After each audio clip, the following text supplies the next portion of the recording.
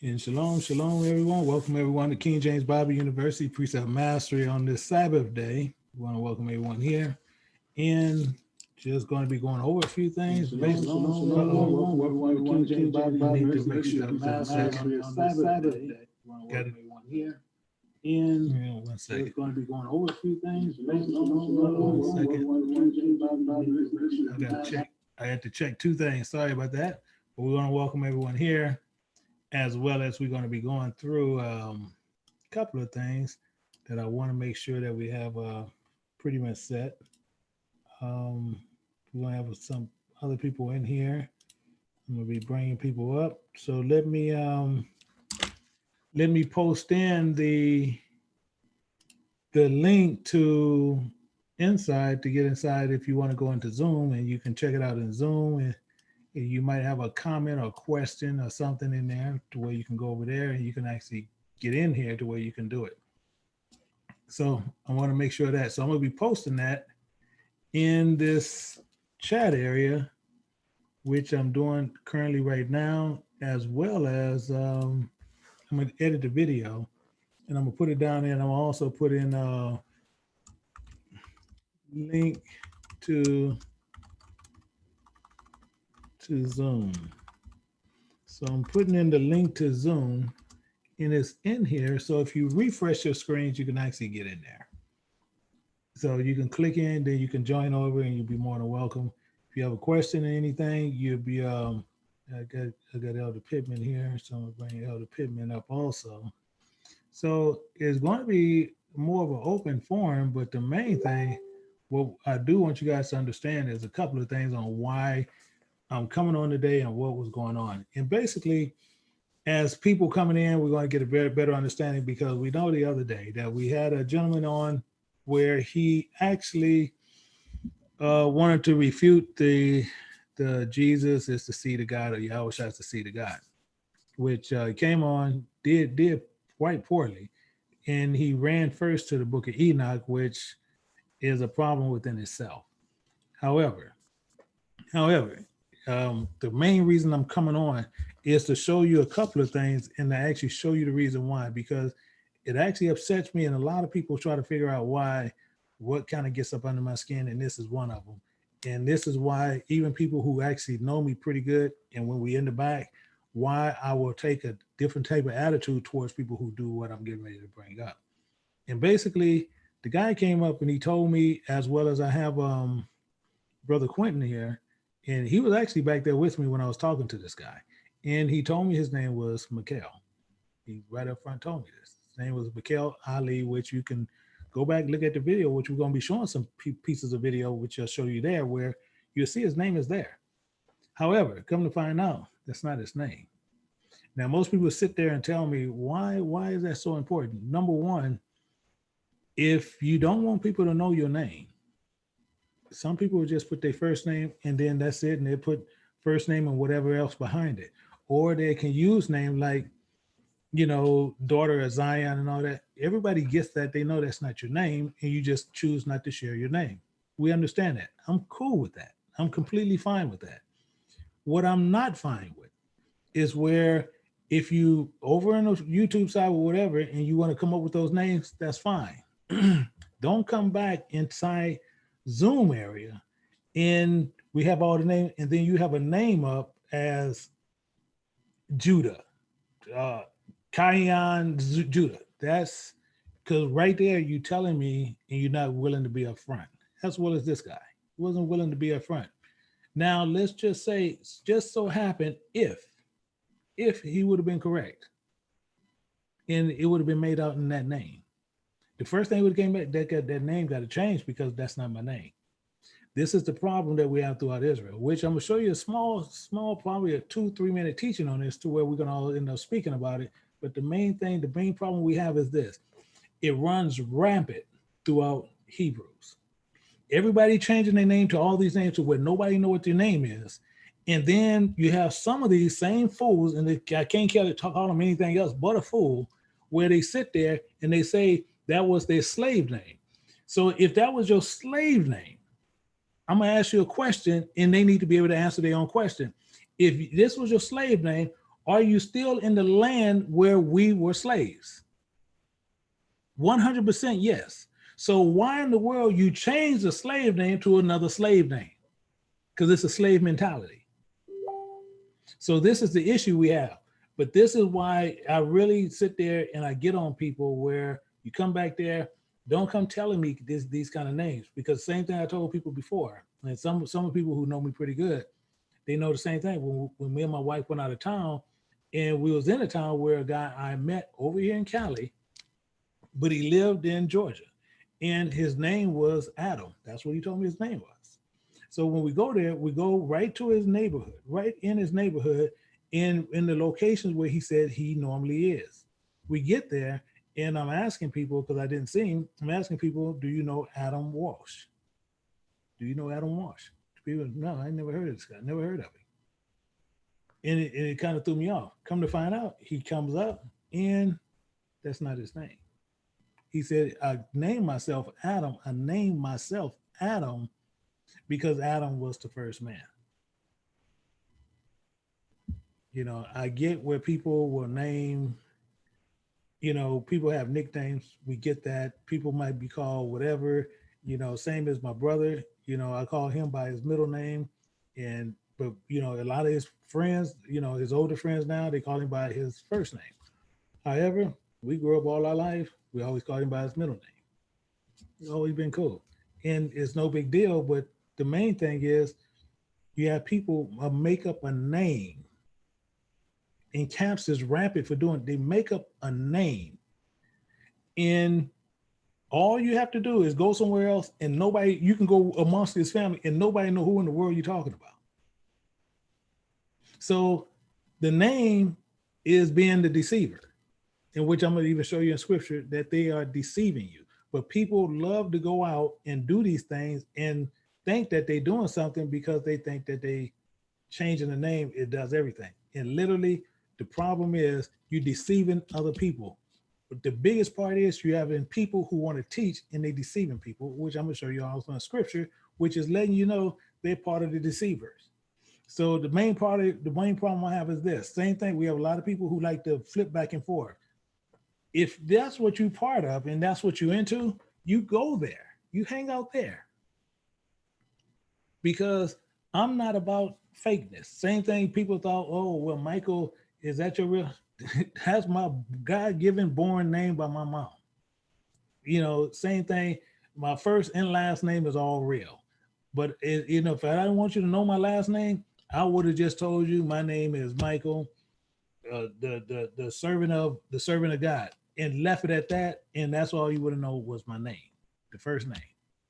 Or I wouldn't have said anything else. But you had these guys out there calling themselves all these crazy names, and everybody out there got all these weird names. Nobody knows who's who. And then we even have girls getting married to these fools. And then when something goes down, especially with a few of them that I do know about, when something goes wrong, all of a sudden, these people, these same guys, all of a sudden do not say that they have anything to do with it. They don't even know what they worship anymore. Now they're trying to find themselves. But they left this girl back there pregnant or with some children, and now they decide they want to move forward. This is stupidity to the 10th power, but it's not based on what we're doing. It's based on what we fall to. And this is what we do. Because what the first thing we want to do, we want to lie. And then you got the same fools out there that people like to be clicked up with camps. And that's why I say, when you want to click up with a camp, you want to hold to camp doctrine. Go to where camp doctrine is. It's silly to come over here and mix the doctrine. Stay over there where you are, because I don't like to get mixed up with that kind of silliness. It's the same thing as they sitting there, they tell you guys, it's got one famous camp, love to sit there and say they're going to go into the wilderness. You in the wilderness, but you're going to go to the wilderness. So now you're going to go from the wilderness to the woods, and then you thinking you're going to do what? You got another person that's building communities, and then they sitting there saying that they separated from the world, but they getting everything from the world. They got stuff coming in. They even got people, they got their women online begging for stuff from the world to do this. It keep boiling down. It goes from stupidity to stupidity to stupidity to stupidity. And we sit there like, well, they got part of it right. I like to do, you like to do stuff. And I keep telling people the same thing. When you like to be caught up in mess and caught up in drama, you stay in drama. Over here, we want to learn. We want to learn what's going on. That's why we run classes in the back and we do what we need to do and we go forward. When I'm in the back there, I'm not back there trying to preach. I got people on here right now. I'm not back there trying to preach to you and tell you, well, we say based on this and I'm getting ready to go buy me a Porsche or Bugatti or something. I'm not back there. Well, you know, we got this money. You don't hear me. We back there trying to put in work. But you guys want to hear silliness? Go where silliness is, because it's coming down to a point to where we keep coming on and we keep dealing with people who sitting there. One, they can't put in their name. If you don't want people to know your name, put in the child of God. Put in something to where it makes sense, and you just don't want people to know your name. I get that. It clearly makes sense, but some people is comfortable with who they are, and they'll sit there and say, okay, this is my name. That's their name. That's their name. It's no big deal. But we have people who want to sit there and my name is Kazawan Israel. Stupidity. You know, and this is one of our biggest problems. But I'm gonna go into a teaching in a minute, and 1 second, I need to bring up a couple of elders. I got that one, and need to bring up a couple of people. But this is the stupidity that we came to. You sit there, you find out who people are, and this is one of the reasons why we really is the laughing stock when you come out and you deal with other people or other nations. The first thing you want to sit there and say, my name is Kaza, and you telling somebody this, and you're on the street and they looking at you saying, and they know clearly that's not your name. Then you dress like you know what I'm talking about, you got a costume on from, you know, that you done stole from the 10 Commandments. You got this costume on, and then what you want to do? And then you sitting there, my name is Kawaza. Really? And your mama gonna come out there and tell you, Jimmy, bring your butt up in here and let's get it. This is the silliness we have gotten to. We gotten to where you try to get into your what you want to call Hebrewness, and then once you get into your Hebrewness, the first thing you want to do, I'm gonna change my name. I'm gonna put on these fringes. I want to put fringes on my hat. I want to put fringes all over my clothes. I want to do all this stuff. And now and then I want to sit there. You got people who even sit there when they talk, and then they sit there, make them say, silliness. It's just pure silliness. And now you sitting there and you done taken the word of God and they using that and making everybody look like a fool. This is what we came to. And then and the biggest part that got me really, really going is where this fool sat there and gave me his name, and I asked him clear as day if that was his name, and I even used it, and he sat there and he told me yes. And come to find out, that's not his name. It's not the difference that he deceiving me on the name, but he's letting you know he's not even being upfront with you from the beginning. And most people are not going to even sit there and think nothing about it. And this is just like I said, same thing with that guy I told you about, Adam. See, he still wanted to try to befriend me after that. And I've been knowing him about a year. I cut him loose. Why? If you deceive me there, what else would you not deceive me on? This is what it boils down to. This is why I sit there and say, if I had 10 people, 5 people solid to where we can sit there and study the Bible, I'm good. Why? Because at least we can get the truth. It don't make sense for us to sit there to where, okay, hey, Elder Pittman, you ain't changed your name, man. You need to get your name, bro. You gotta get your name, bro. We can't roll around with this Elder Pittman, man. That's a slave name. Hey, Brother Quinn. Yeah, hey, dude, you got to change your name, bro. You got to get your name changed. All of a sudden, it's on a name. But I'm gonna show you some scriptures to show you the difference is what this name is. We're gonna look at some of that in 1 minute. But I'm gonna get off this little high horse in a minute. But I don't know if one of my elders want to say something. I can go with that. But if not, I'm gonna go into the little teaching and then we'll open up, because the same people who like to put those in there, same thing. Like we got a brother in here, he got Israel seed. What's wrong with that?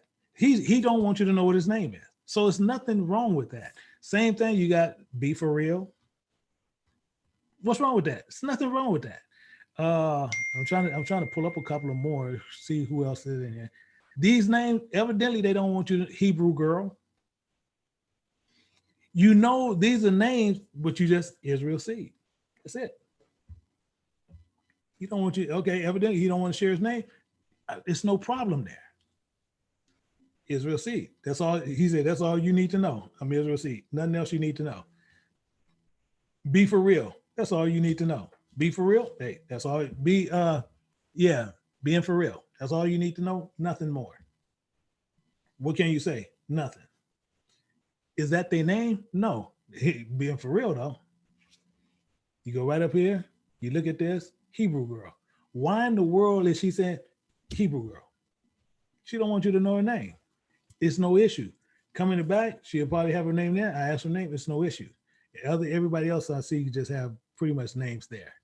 But the thing is, you go to these sites where they sit there and they put all these silly, crazy names in there, talking about they don't want a slave name, and they still in the slave place. Stupidity to the fifth power. So 1 second, I got it. Oh, Elder Pittman. I'm sorry, get off my little high horse. Elder, it just ticks you off, and I'm with you, because you don't know who you're talking to. Even I get folks responding to me at Facebook. If they got some weird name and they want to friend me, I delete them. I don't answer questions that they ask, because I don't know who I'm talking to. Yeah, and it's just confusion. That's all it is. A bunch of confusion.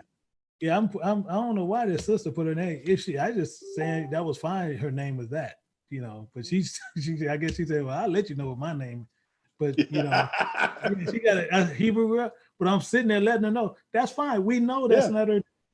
That's cool. But I think she could have took that the wrong, because what we letting people know is people will sit there and say their name is Chawaza Israel. That's the ones we sitting there and they're not telling you who they are. Just Hebrew girl. Okay, we know you Hebrew. That's it. Hebrew girl. And we know you going by that. We know you're a woman. We're cool with that. We're not sitting there. There's no issues with that. But so Elder, you know anybody named Israel? Do you know anybody birth name Israel? No. When you think about it, it's you can get Isaiah. There's one, but he's a famous UFC fighter, but yeah. So that's the thing. So but we have a lot of people who come up with these issues, and then people wonder that why, I will come up and I have issues with this, and that's the biggest thing. They name changes, but they more into deceiving you. And see, and I got some excerpts of this guy to even show you where he have even more issues. But first, I'm gonna show you guys something real quick. Let's go into this one part, and we're gonna look at this. I want to make sure everybody can see the screen, and then I'm gonna crank up and we're gonna look at some of this, and we're gonna see something that's going on there. 1 second, let me get myself out the way. I want to make sure, let me get myself out the way. We got that up. But what we want to do, we're going to look at this name changers. And we're going to see something where they're deceiving you. We're going to go to Luke chapter 21 and verse 8. And we're going to see something there. And it says, and he said, take heed that ye be not deceived, for many shall come in my name, saying, I am the Christ. But most people don't even know what that actually is saying, because he's saying that he's coming in, that he's in the Christ. But what they're doing, they're changing their things falsely. We're going to find out why it's saying it in this way. I am Christ. And in the time draweth near that ye go not therefore after them. See, these guys, what he's saying is, I'm Christ. So they telling you that they have Christ that's in them. But the main part of it, same as Christ was in Yahushua. He's saying the same identical thing. And many going to say they have Christ in them. But these guys are sitting there telling you this is what they have, and they don't. Them guys is pushing a proven false doctrine, and what they doing, they changing their name and will not even use their real name. If they use their real name, then if they want to use that false name, why don't they go have their name legally changed to that? But they won't do that. But what they want to do, they want to be these name changers. So what they want to do, and you have some of them have very large followers of people, but they're deceiving one of who they are. So they're allowed to deceive you. And then once you try to sit there and you try to go on back any kind of recourse on anything that's going on with them, you'll never be able to, because guess what? You don't know what their real names are. So you can't associate them to anything. Because if you don't know what their name is, it's nothing you can pinhole to it. And then you don't even know what the name means. It has no weight. But it's telling you, so they're coming in these names. They're coming in these names. But you got to remember one thing that's really key here in how this actually works. We're going to look at something that's real close that tells you everything that you need to know. We're going to go to John chapter 5, verse 43. This is clear as day on what's going to happen. It tells you 543. Well, start at 542. It says, but I know you, that ye have not the love of God in you, which they don't. Why? I come in my Father's name, meaning what? And ye receive me not. What is this saying? We come in the name of Yahweh. That's what I come in. I come in that name. Why? My name is irrelevant. So I don't need to change my name. I don't need to flip my name to something that you need to know. My name is Michael Johnson. That is my God-given name. But many people don't want to take that name because it's not something Israel or something Judah, something to that effect. It's not that, so you don't want to accept that.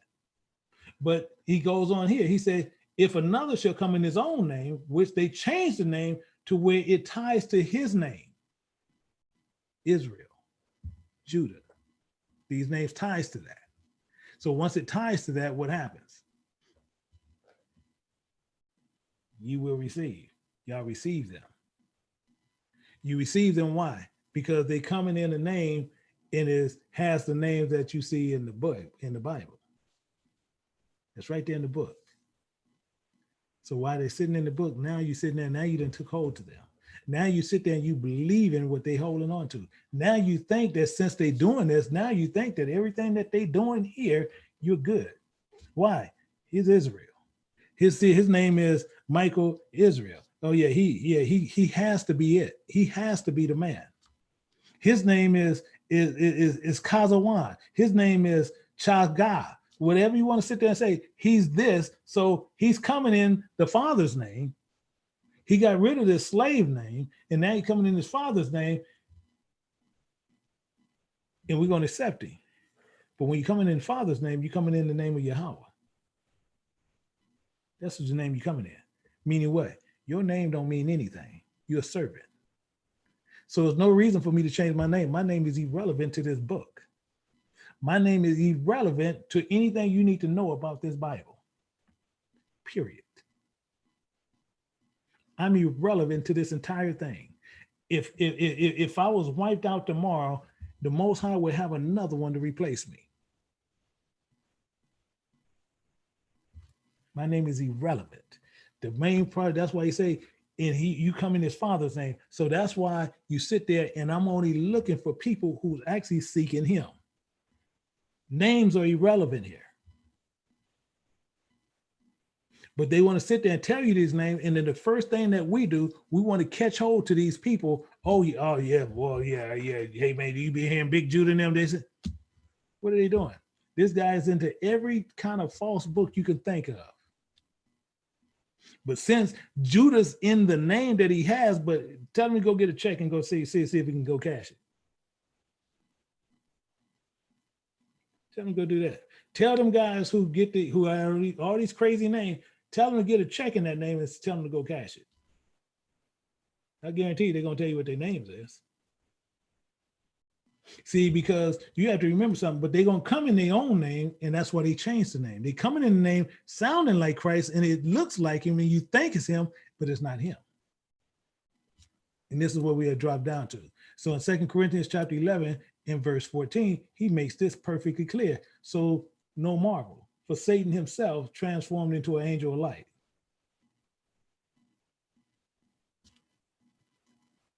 He's going to come in the name that you want. He's going to come in the name that you're familiar with. Oh, I'm going to tell you what, I see Israel all through the book. I see Nathaniel all in the book.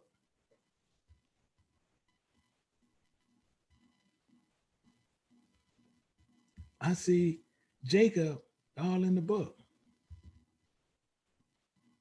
I see Gideon all in the book.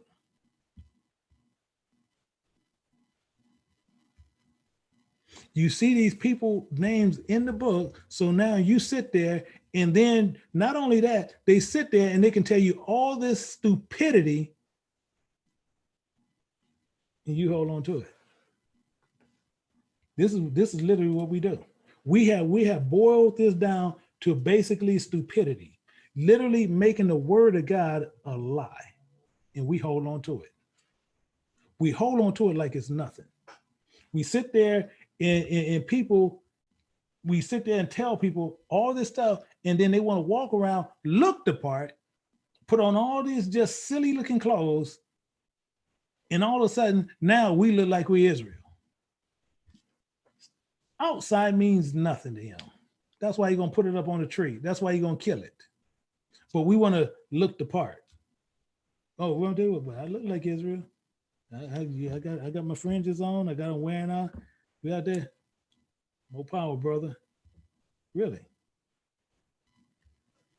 We're going to continue, and that's why hell enlarged itself. Because we won't tell you what, soon as we find out, soon as you give the Hebrew this much, they take 14 miles. Many of us going to bust hell wide open based on what? Sitting under a false doctrine just because they sitting there, they look like Israel, they talking something else. They got you, same thing, this same guy, I'm gonna show you some video clips that I got to speed up to and show you the same thing. He wants you to believe in a bunch of silliness. But this is what we do. This is what we into. And the biggest part is we like drama. And since we like drama, we just get into anything. I'm trying to pull this up, so, but it becomes irritating. And the biggest irritation part, and that's why I said, even from now on, and what I'm gonna make sure clearly solid from now on, see, when people come in the back, when we doing questions and answers and different things in the back, and I clearly see you got a name up there that's some name that makes absolutely no sense, and you didn't change it, I'm gonna politely just go ahead and remove you. It's just that simple, because I don't have the time for the silliness. That's why most times you'll see when somebody come back there, and the first thing I do, I check out, what is your name? Why? Because I want to know your name. If you know my name, I have a right to know your name. If you coming back there to engage with me, see, if you're not going to engage with me, that's fine. Then you got whatever you got on the outside of there. But if you're going to come back in there and you call yourself going to engage with me, oh no, I'm gonna know your name. If I don't know your name, then best for you to kick rocks. I don't have the time for it. But this is what we do. So this is part of the problem, but I want to go over here to this here. And I know people sitting there saying, I don't know why you're going on, because this is really irritating. And we just gotten back down to the part of stupidity. We go down to the part of stupidity. Why? Because we sit there. I never seen a people to where we can sit there, you find out who you are. And then not only that, we sit there on the outwardly want to sit there and say we're Israel, and we sit there and we full of hell on the inside. But we look like Israel. See, we dress like the people all. It's a stupidity. I'm talking about, I used to have people that send me, and say, man, I don't see you with your fringes on. Who made them God? I have them on. Why you need to see them? Why you need to even see whatever I'm doing? You got fools putting on mitres and don't even know why they put them on, but they think they do. This is the stupidity we have gotten down to. Then the main thing is they teach you everything carnal, and then y'all sit there and want to run around and talk about how well they know the Bible. And you got some of your most prominent ones telling you about UFOs. Some of your most prominent ones, UFOs. Prominent ones, UFOs. You got a bunch of them telling you about a flat earth. If it's a flat earth, how in the world, if it's a flat earth, I know good and well it's 653 here, it'd be 653 everywhere else in the world. If it's flat, it'll make all the sense. But they'll sit there and talk about, well, it got a little curvature. Okay. How it got a little curvature? How you gonna? Stupidity rocks on stupidity. And same, but I'm gonna show you a couple of things. 1 second. Let me gear this up. I'm gonna show you something, because I'm gonna show you right where he moved into. And see, when a person lied to you about their name, why in the world are you gonna believe everything else? And see, and this guy clearly told me honestly that was his name. And actually, I got Brother Quentin in here. Brother Quentin, can you unmic real quick? Hey, how you doing? Everybody doing? Pretty good, my brother. Now, you clearly heard me asking for at least 35, 40 seconds about. Oh, yeah. He was explaining him, like, if his mom named him that.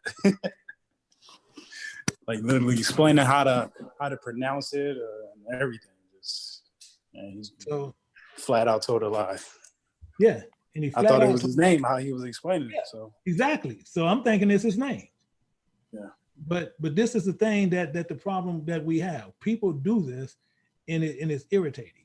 So let me pour this in there. I'm going to show you a clip on what he got here, and we're going to look at something. We're going to look at this. I'm going to pour this in there, and let me pour this mic out, and I'm going to let you hear what he's going to say. This is going to be clip 1, where he going to tell you some silliness right here. Of the King James Bible, or even just the Apocrypha, complete selection of scriptures. We go all the way back to Enoch, who was the son of Jared and the father of Methuselah. So in the book of Enoch, chapter 46, verses 1 through 4, Enoch is clearly shown the person is the son of man that existed next to God before time and before the world. The book of Enoch. And then he even tried to say the book of Enoch is part of the King James Bible. If Enoch had a book, then Enoch had a book before God even had Moses to write his book.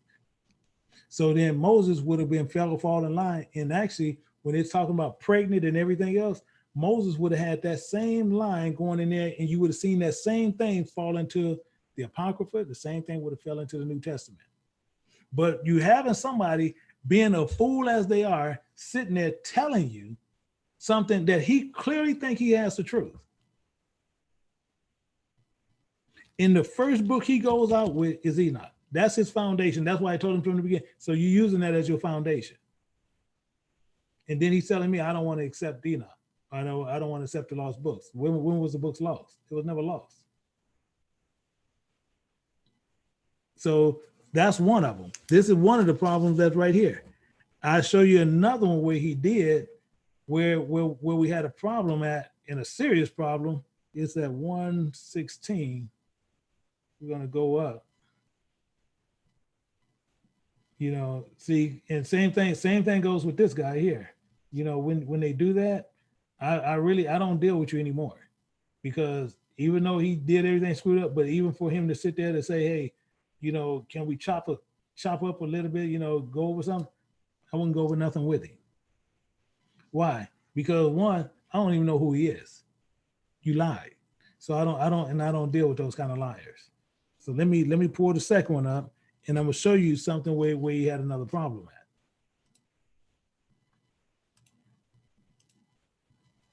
And we're going to go up. We're going to roll it. The King James Bible has no original author. You won't see no author in there. Right. However, you look in the book of Jasher and you look in the book of Enoch, you're going to see authors there. They're there for a reason. But let me ask you, if I'm reading the scriptures in the King James Bible and I come to Joshua 10 and 13 and 2 Samuel 1 and 18, and it's telling me that it's written in the book of Jasher, and it's even asking me a question, my thought process would be, I should go read the book of Jasher, because in Joshua 10 and 13, it says, and the sun stood still and the moon stayed until the people had avenged themselves upon their enemies. Is this not written in the book of Jasher? So they're asking me, the scriptures are asking me, isn't this written in the book of Jasher? I should go read the book of Jasher. Same thing in 2 Samuel says, it is written in the book of Jasher. So you just going to go, so the same thing, it's got some stuff in there where it got in the book of the wars. Do you have that book? I do have that book. And that ain't nothing I can even say there. Anytime the book, because I could have named 7 more books in the Bible, that names in the Bible, in knowing this man probably has them. And all somebody got to do is sit there and say, "Ron, tell you what, I'm gonna write a book on this," and he'll buy it. He's saying the book asking him, has he read the book of Jasher? So somebody write a book of Jasher, he buys it. I'm talking about stupidity. I'm talking about stupidity based on stupidity. I'm gonna show you another part that which is really bad. And this is, I was really kind of done here, but let me go here. And it's 102. I want to show you this here. I want to move this one up here, and we're going to look at this here. And let's see, he's saying he's going to be just like him. He's a servant of the Lord. Right. So, wait a minute. But he also told you it's his son. He also told you that it was his son. He said it in Matthew. Christ said it himself in Matthew. The Most High God said it in Matthew. So can you go to Revelations 22:16 and tell me what that says again? Let's see who's he's gonna tell you out his own mouth who he's the son of.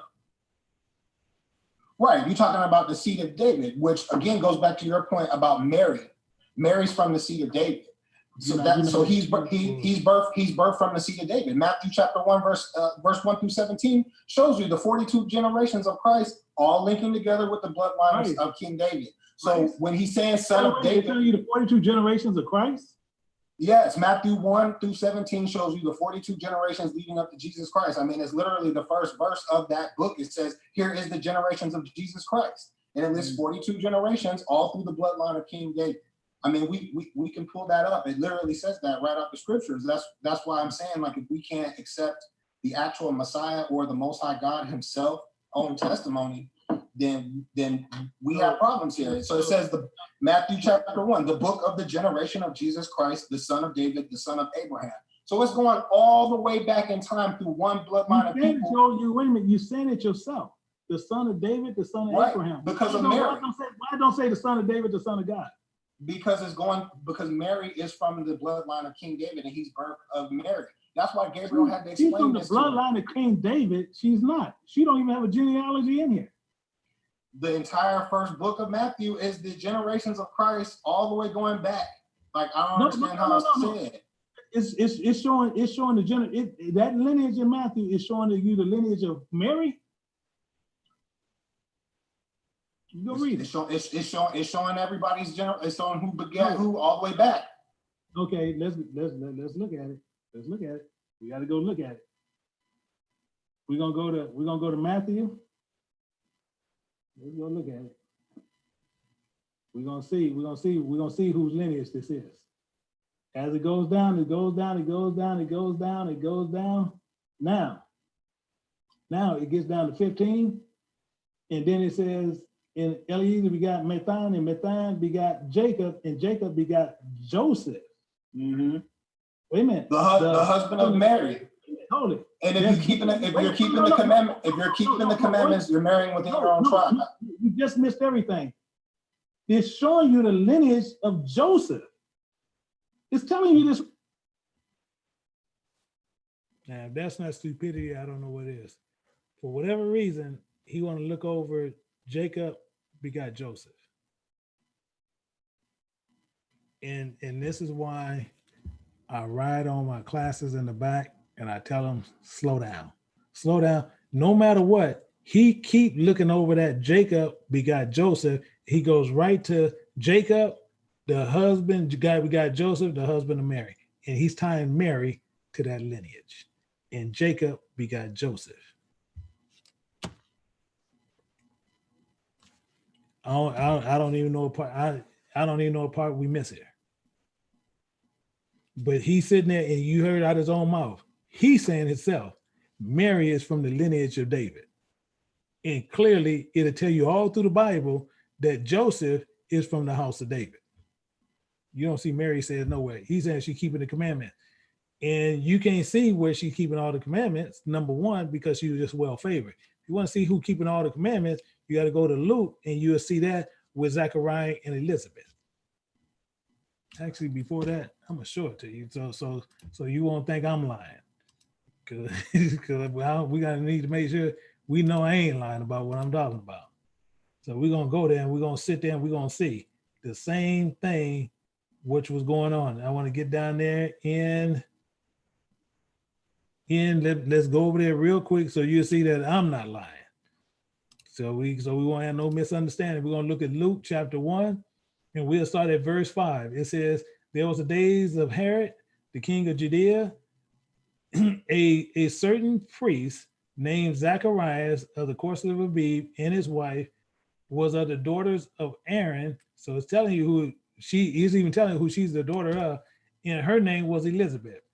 And their birth was righteous before God, walking in all the commandments and ordinances of the Lord, blameless. You can't find one verse says that on Mary. Not one. Elder Pittman? Yeah. First of all, Elder, you know what? I got confused because I thought it was live. I was sitting here listening to what he was saying about Mary, and I forgot it was recording. I thought it was live. It was agitating me. But yeah, this is what happened to me 2 days ago. I wasn't even gonna say nothing. And the church my wife and I, we left out of, and we ran across a young man and his wife. They left too, but now they're Muslims. So I was in the store the other day, and I was like, "Oh Lord, I hope he don't see me, because I do not feel like talking to this guy." He was before me, had a young lady behind him. He yelled. He's dressed all down. He yelled, said, "Hey, my brother, look, I'm wearing what Jesus wear. See, didn't Jesus have this on and everything?" And I didn't feel like talking to him, so I said this, Elder, because he was stupid. I said, "That ain't what Jesus had on." He said, "What do you mean, brother?" I said, "If you wearing that now, then that ain't what Jesus had on." And he couldn't say nothing else after that. And a Gentile lady in between us, she started laughing. Laughing. And the sad thing about it, this dude is about almost 70 years old. It's like you just don't want to. You get agitated real easy now. It's so much stupidity. It just agitates me. Yeah, it's so much out there. So that's why, a lot of times where I, when I be in the back and then I want to see people whose names they are, especially if in a class, I want to make sure your name is who you are, this and that. And I don't know why people want to deceive people. And the first thing some people will tell you is, well, that's a slave name. Okay, so that's a slave name. Let's just hold a slave name. Are you still in the land of your captivity? Are you still in that land? Because if you're still in the land and you change your name, ain't your name still in captivity? I'm talking about in majority of the time, the same as what he was trying to do when I ran even Luke on him. He said, "Well, let me explain his father," and I wouldn't even let him because I didn't interrupt him, but he wanted to interrupt me. And the main thing is, you get a lot of these people, what they do, they learn the book in one day, And now all of a sudden, now they're going to go teach. They're going to go teach the word. They're going now, and he's teaching you all kind of stuff. And the only thing I can do is let him continually go and let the people see him. And he's sitting there saying, yeah, let the people judge. We're going to let the people judge because he's thinking he's running truth. If he get 2 or 3 of them, let them go. Because my thing is, if anyone caught up into Enoch, in the same thing as I told him, when I ran the 3,000 eels on him, which is saying in the book of Enoch, and he said we was not there, and that he can believe that a half man, a half ain't. Actually, that's something I was going to find out when I was going to find out the Photoshop contest on what he was talking about. I'm actually, while we in here, that's what I wanted to pull up before I came on, and I want to make sure I can get that to where I can show you guys what was happening. And let me see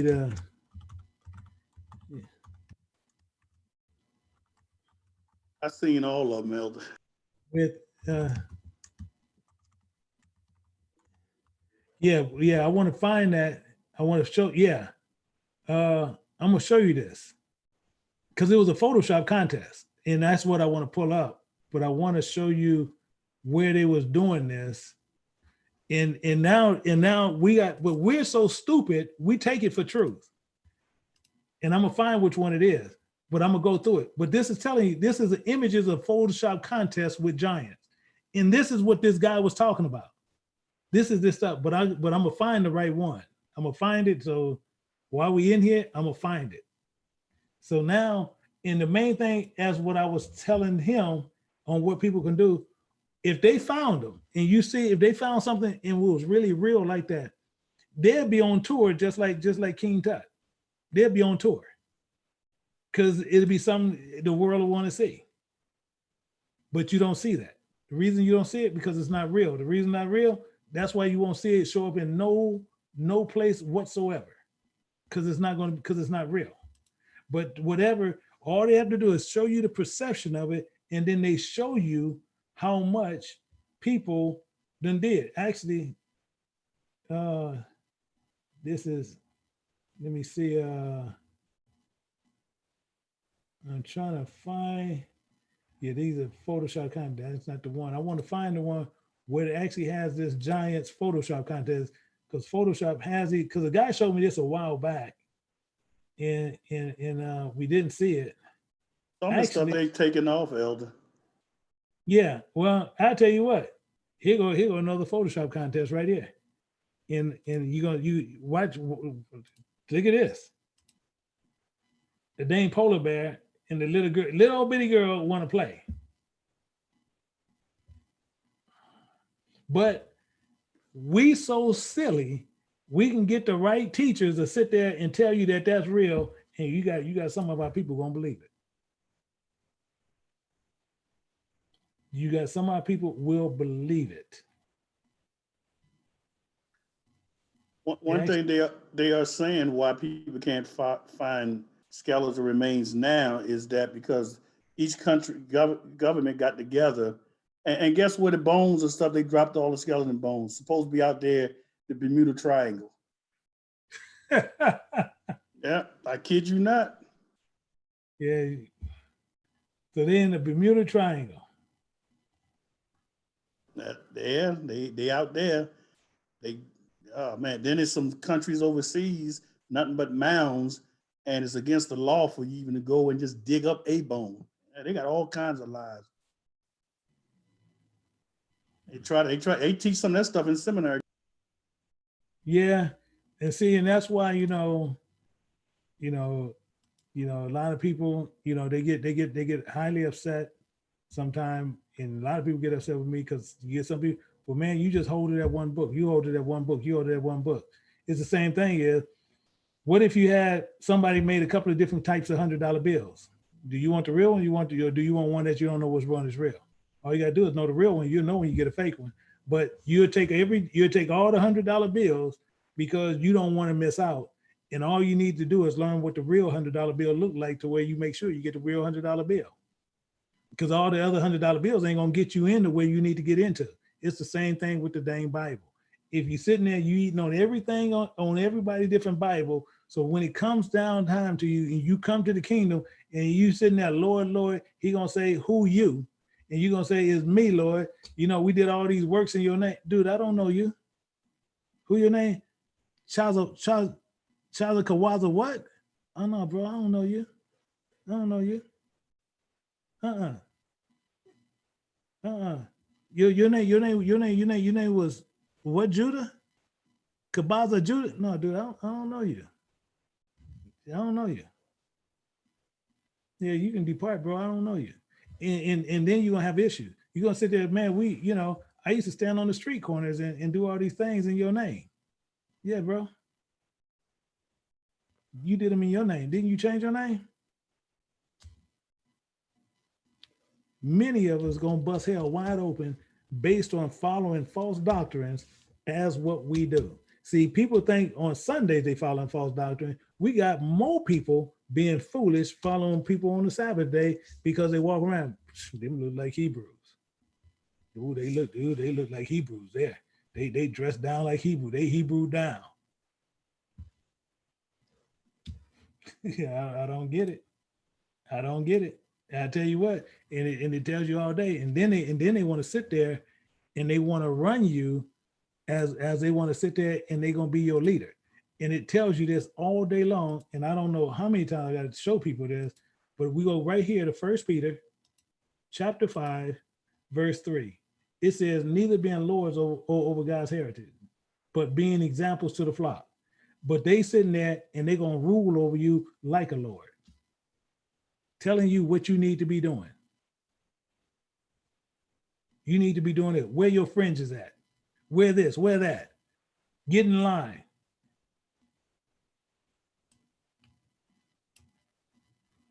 Examples. But this is what we do. We get into this because of stupidity. We get into this, and that's why I say, you have a lot of people who want to hold to whatever doctrine. You have people want to go back and forth to different doctrines. Well, yeah, let me check this out. Let me go check this out because they be saying stuff pretty good. Stay over there. See, that's my thing. Stay there. Because when they tell you something and it confuses you, then the first thing they want to do is come over here and say, hey, elder, can you explain this verse to me? Why you just didn't ask the person who told you to lie? Why you just want to go back there? This is the stupidity we have gotten to. Because what they do, they explain a lot of silly things to you, and then they got to tell you about it.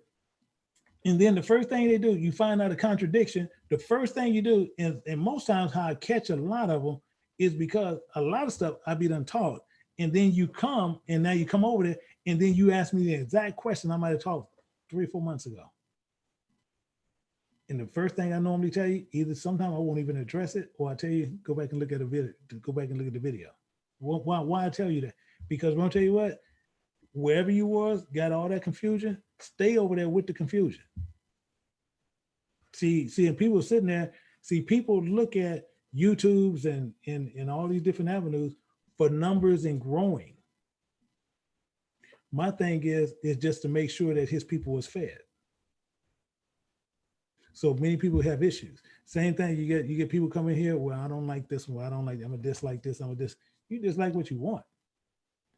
It ain't gonna change that book. And see, and same I told people before, precept in the book, already, I can tell you every camp do not precept not one book. They got a set of precepts that they run, and they run through them. That's what they do. And as I said, we'll run through any part. I can run through any part of this book that I need to. I can sit there, anything we need to see, we can see. A lot of things, and same thing. I got elders on here, and they're not gonna sit there and vouch for me if I'm lying. We see stuff in the back you'd never see in the front. Never. It ain't talking about no spaceships either. We back there making sure we breaking down what we need to break down to make sure we know what we know. But we have people who like to play this foolishness on the outside and sitting there thinking, yeah, you gotta sit here and they worried about, did you come up with a name yet? Dude, you got to come up with a name, bro. You need a name. This is stupidity. And then they say, well, you don't know about this? What about the UFOs? We got the UFOs. So now UFOs got to have, same thing. People be telling about a UFO. So how do UFOs come into contact with the government, and how is that authority works? Because they only show up in certain places. What kind of sense do this make? We boil everything down to basically stupidity. You know, we want to deal with all this voodoo. We want to deal with witchcraft. We want to deal with anything other than what the Bible says. And then we having guys telling you, you have an angel, a half man, got up to 3,000 years tall, 11,250 foot tall. Literally, you can go, and some of you guys, if you're in Cali, you might be in some other area where you're mountain. See how high is your highest mountain? Because we got one out here that I'm close to. I know it's right at about 7,000 foot. That's telling you these things, if it was true, these things was literally 4,000 feet taller than the mountain. 4,000 feet taller, not 400. 4,000 feet taller. Mean what? It can pick up the mountain if it wanted to.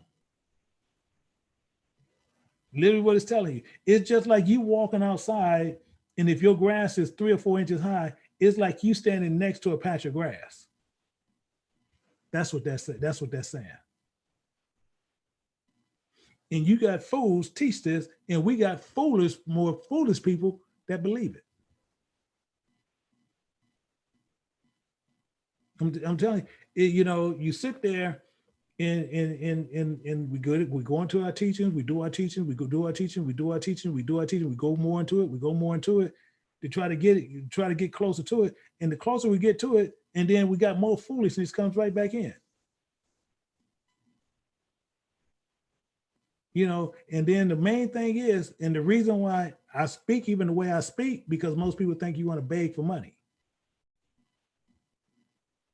See, just like I said, you don't see no donation buttons up here. You don't see this, oh, hey, if you guys like what I'm saying, you want to support me, put a 100 in the chat and put it and leave a little something behind. Let me tell you what you need to know. Because guess what? Because one thing about it is, when you're not tied to that money on how they're going to be tied to, I can tell you what you need to know, like it or not. You can sit there and dislike it all day long. It ain't going to change anything.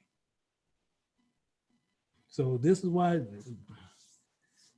ooh, boy, you know, Israel, I'm talking about, I get it. I'm talking about who makes me understand even more Bible is seeing how Jonah was. I get it. Sometimes it's hard to get, but you end up getting it. I'm talking about, because if we dealing with these here, you think about what he was dealing with. We buy anything. I'm talking about broad daylight, and they'll sell you, they can sell you a box of wooden nickels, and we'll buy every one of them. And the first thing we're gonna do, let's go run over here. Let's go see what IUIC got. Let's go see what GOCC got. And everybody talking about UFOs and everything else. It's just total silliness. And not to even say what these other camps are doing. And they're going to be doing that stuff tomorrow. Just total silliness. Just total silliness. I had this other part. Let me see.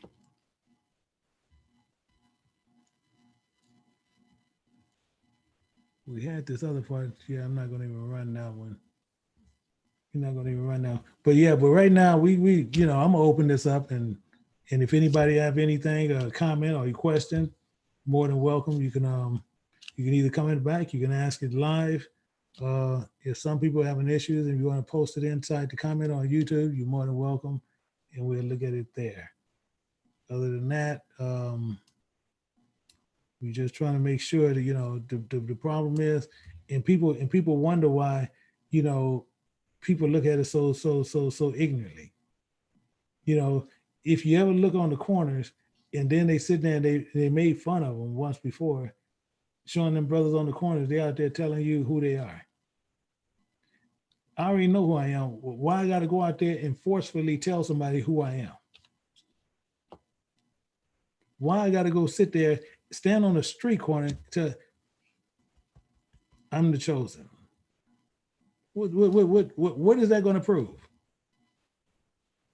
You got bigger fools running over there to Jerusalem, sitting there talking about, we want to, okay, we're gonna have Passover over there. Go get a 14-year-old lamb, got this thing walking down crippled, and then you cut it up and do everything else, thinking you keeping Passover. The Most High God, all through the Bible, he said, I'm going to bring you back into your own land. But what we do, we go take a Delta flight or go get on American Airlines. We take a flight up over there and we tell them that's our land. We like clockwork. So they're not doing nothing according to the Bible, but then what we sit there, yeah, we're the people. We are the people. I don't, if the show stiff-necked people, yeah, we 100% that people. Stiff-neck. The stiff-neck, far as, do we know what we're doing? Hell no, we don't know what we're doing. I'm gonna tell you why. Because what we so caught up on is making sure everybody know who we are. Besides sitting there thinking that we have a problem with God. But besides we having a problem with God, the first thing we want to do is, I want to tell you what, man, let's go over to Israel, man. We need to let these people know. It's first thing, just like I told you. First thing gonna catch you up. Even if they end up pulling reparations out, we got a whole bunch of them trying to get people with they were trying to get reparations kicked in. Take it, because what you're saying is God need to pay you for you being put in slavery. That's what you're saying. So then guess what? You got your payment. But I guarantee you got a lot of people in here gonna do it. Guaranteed. Guaranteed going to do it. Going to sit right there. Can't wait to hope, well, you let the reparation checks come to me. I'm sure taking mine. Yeah, you go ahead and take yours. Take that little short lived, and then when you get there, you, Lord, I don't know you, bro. You got paid. It's that simple. But this is what we break down to. Then I'm talking about, this is the biggest problem we have, is we can't get out our own self. That's one of my cousins always, can't get out your own self way. So I'm talking just stupidity. I'm trying to sit there and see, picking up sticks on the side. Yeah, yeah, just what we doing. Yeah, that's big. I'm talking about, we have more problems and we compound them all the time. And Elder T. Shalom, Elder. Shalom, everyone. Shalom, my brother. Can we go, Elder? Can we go to Romans? Can you pull up Romans first chapter? 1 second. I'll read it. No, I appreciate it. Romans what? Romans first chapter, verse 21. Okay. And it reads, because that when they knew God, they glorified him not as God. And when you have people that believe that Jesus is God, they don't believe in Yahweh because they're not glorifying him as God. Neither were thankful, but became vain in their imaginations. See, for you to say that you believe in giants, angels having sex with women, UFOs, the book of Enoch, the book of Jasher, you have vain imaginations your like you brought your thumbnail out, that Satan is the master of deception. He's playing with your imaginations. You haven't renewed your mind, as Paul wrote previously. And their foolish hearts were darkened. You was trying to open his heart up to the scriptures. You was trying to teach him so he can learn spiritually, stop learning carnally, but his foolish heart was darkened, it's closed, it's shut. Professing themselves to be wise. Now he's saying he's reading all these books, the book of Jasher, I got the book of wars and all this. You're professing yourself to be wise, but they became fools. Yeah. And changed the glory of the uncorruptible God into an image made like unto a corruptible man. So when you're saying Jesus or Yahushua is God, you're saying he's man and flesh is corruptible. 2 Esdras 7:15. Now therefore, why disquietest thou self, seeing thou art but a corruptible man? And why art thou moved, whereas thou art but mortal? So if Yahushua was God, why was he mortal? Because he died. The Most High is immortal, the spirit.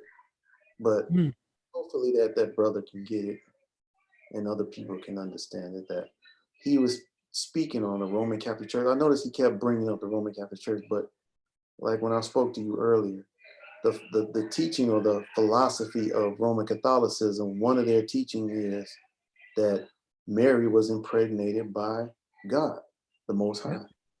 That's Catholicism. And it looks like a lot of brothers that we've seen, that people are, and you touched on it when you brought it out first when you were speaking, that we have a lot of people mixing Christian doctrine with this book. Yep. Basically have, if it's a term, we could just make it up, name changes.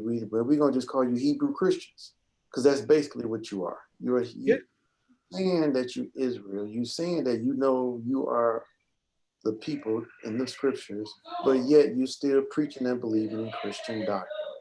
Yeah. The only thing you changed was instead of Sunday worship to the Sabbath.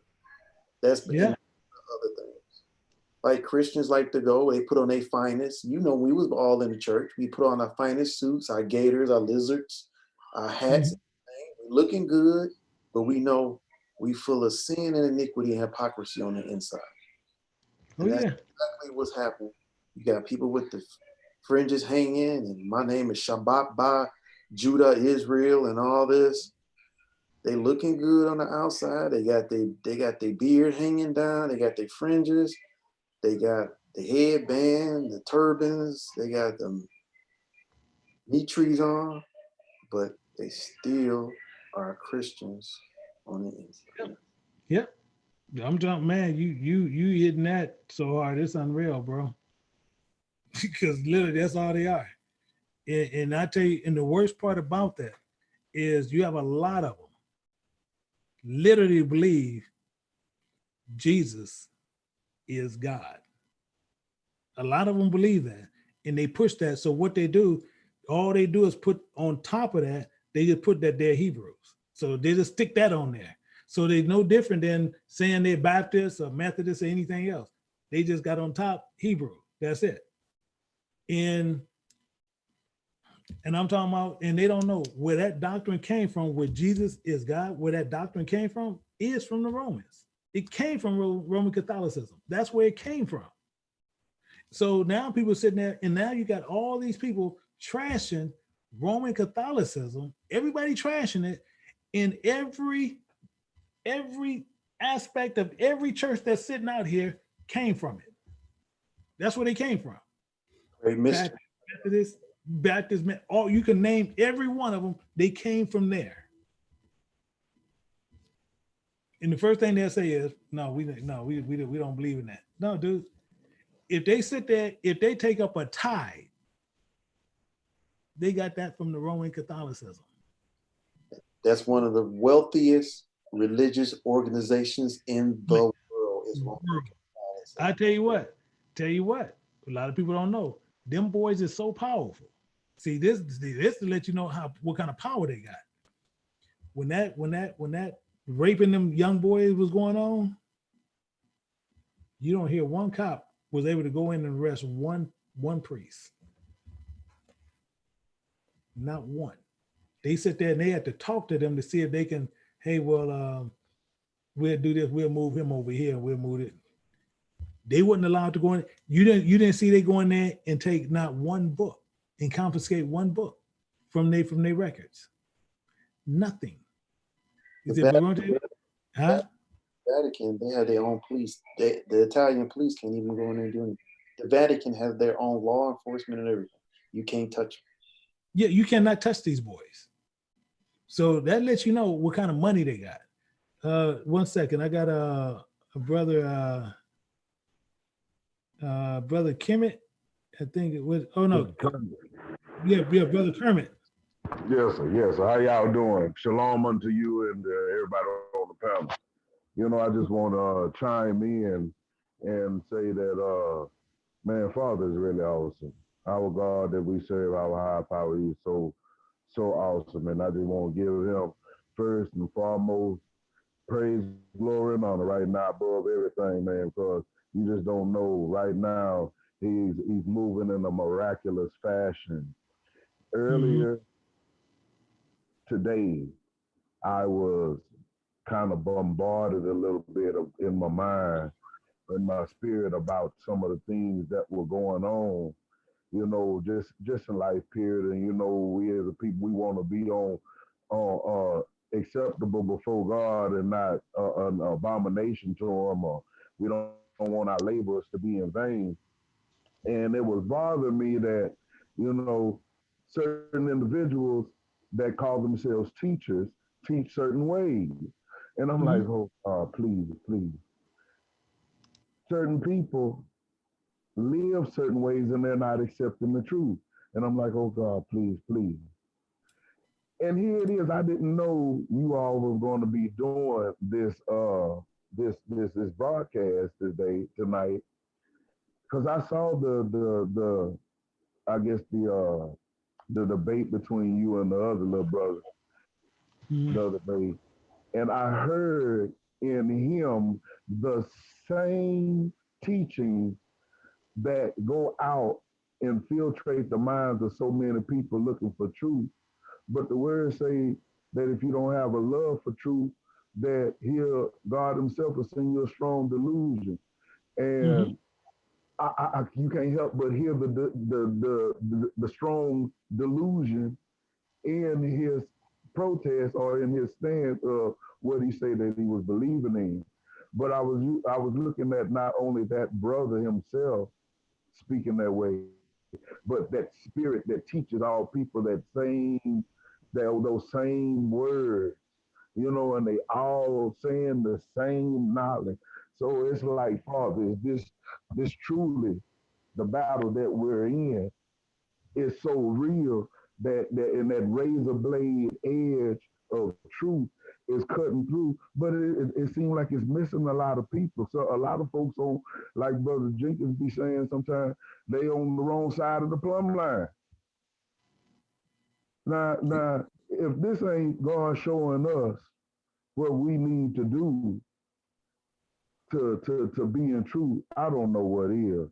And like I said, I just wanted to chime in real quick just to edify God and His power, and to encourage everybody on the panel that we are on the right path, because I'm not here listening and following and, you know, trying to glean from the knowledge just because this is what I want to do.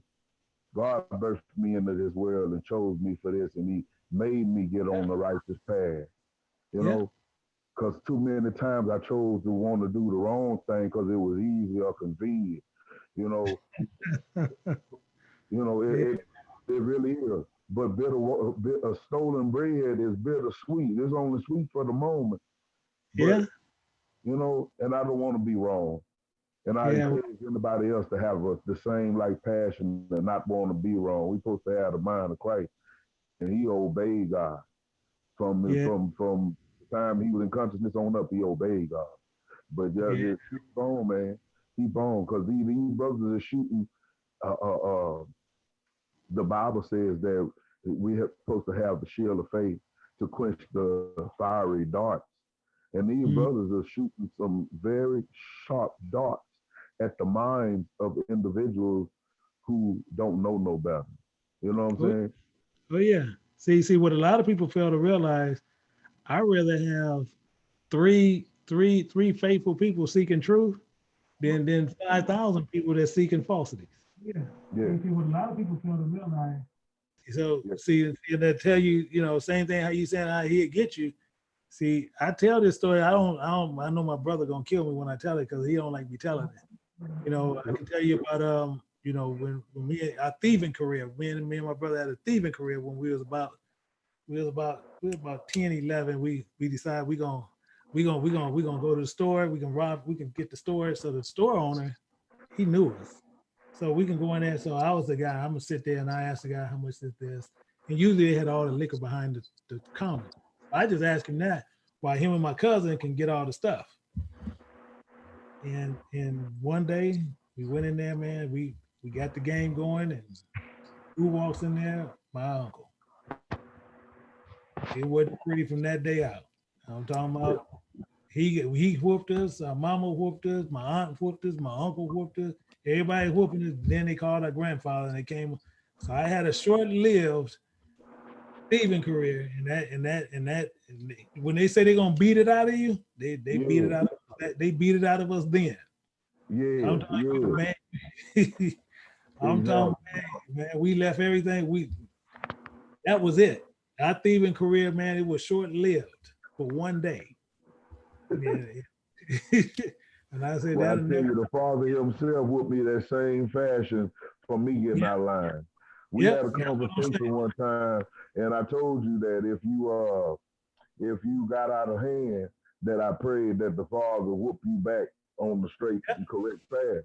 You know, because he say he chasing those that he loves, man. And I want him to love me enough to not allow my living to be in vain, if that makes sense. Oh yeah, it makes sense. And you don't want it in vain, but the problem we have a lot of people who would sit there, and same thing like I said, you know, people will sit there sometimes think you be playing, but they don't know how serious I am, where they'll sit there and they like to play between a lot of different things. See, like far as you floating around trying to find out truth, that's one thing.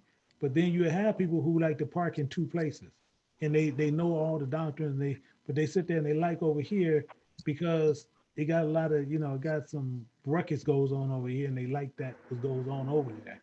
And it's almost like that's what they soul really pulls to. What people don't realize is this. And the same thing with sisters, and the reason why I'm gonna get on sisters, because a lot of sisters like to look at your basketball wives, all your shows in that fashion. The problem with it is this. If your soul really clicks to that, and that's what you enjoy seeing, and that's what you enjoy watching, that's letting you know what you really are about. That's what you like. You like that kind of drama. Why? And you like that kind of confusion. The only one who like that kind of confusion is Satan. But if that's enjoyment to you, and that pulls you to it, that's the same thing. If you like to look at scary movies, that's the same thing. That's what your soul clicks in with. That's what you believe in. That's what you like. Yeah. So if you like those kind of things, that's who you are. And you need to, and that's what you should be trying to get rid of. But you have people who like those kind of shows like that. You have women who will sit there and hold on to you know, Steve Harvey. And Steve Harvey will sit there and he told you he be a woman, think like a man. He put out that book. And he's telling women how and when to do things and what they should do. Oh, wait 90 days before you give him anything. Really? Why you can't wait till you get married? So he's into all this, but the main thing is you have women listen to him and hold on to him. So when people sit there and talk about this dumb president we got in there, where you got people obeying him, you got the same on our side, got people listening to Steve. Exactly. So they just as silly as the people who listen to Trump. Because if Steve's sitting there telling you all this stuff, Steve even told you once Steve know he made it, he told Monique herself, he said the best thing you can do for poor people is to not be one of them. Think I'm playing? I'll pull it up and show it to you. And when I believe that's hard. I know it's true. He says that exact word. He said the best thing you can do for poor people. Actually, I'm gonna pull it up so you'll see it. So everybody see it, but people sit there. Well, you know that's Steve. No, Steve is telling you who he is. And before that brother died, that other dark skinned brother, he was very bashing toward us as a people. Yeah. You can do. Yeah, people think. But people think he's where is that? You got to see. This is it right here. I believe this is it right here. 1 second. This is Monique. This is. I want to sit there. I want to find out.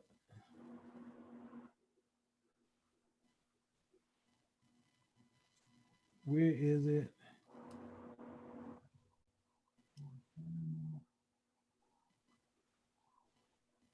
Is it?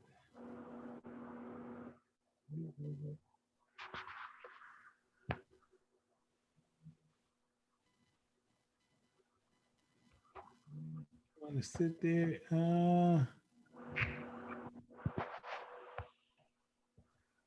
want to sit there.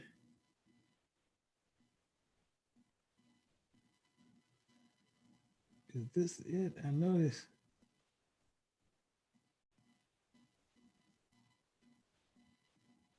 Yeah, real time in. Let me see. He basically, his pal TD Snakes gave a 10 like. Mm-hmm. Wait a minute, I think I got it.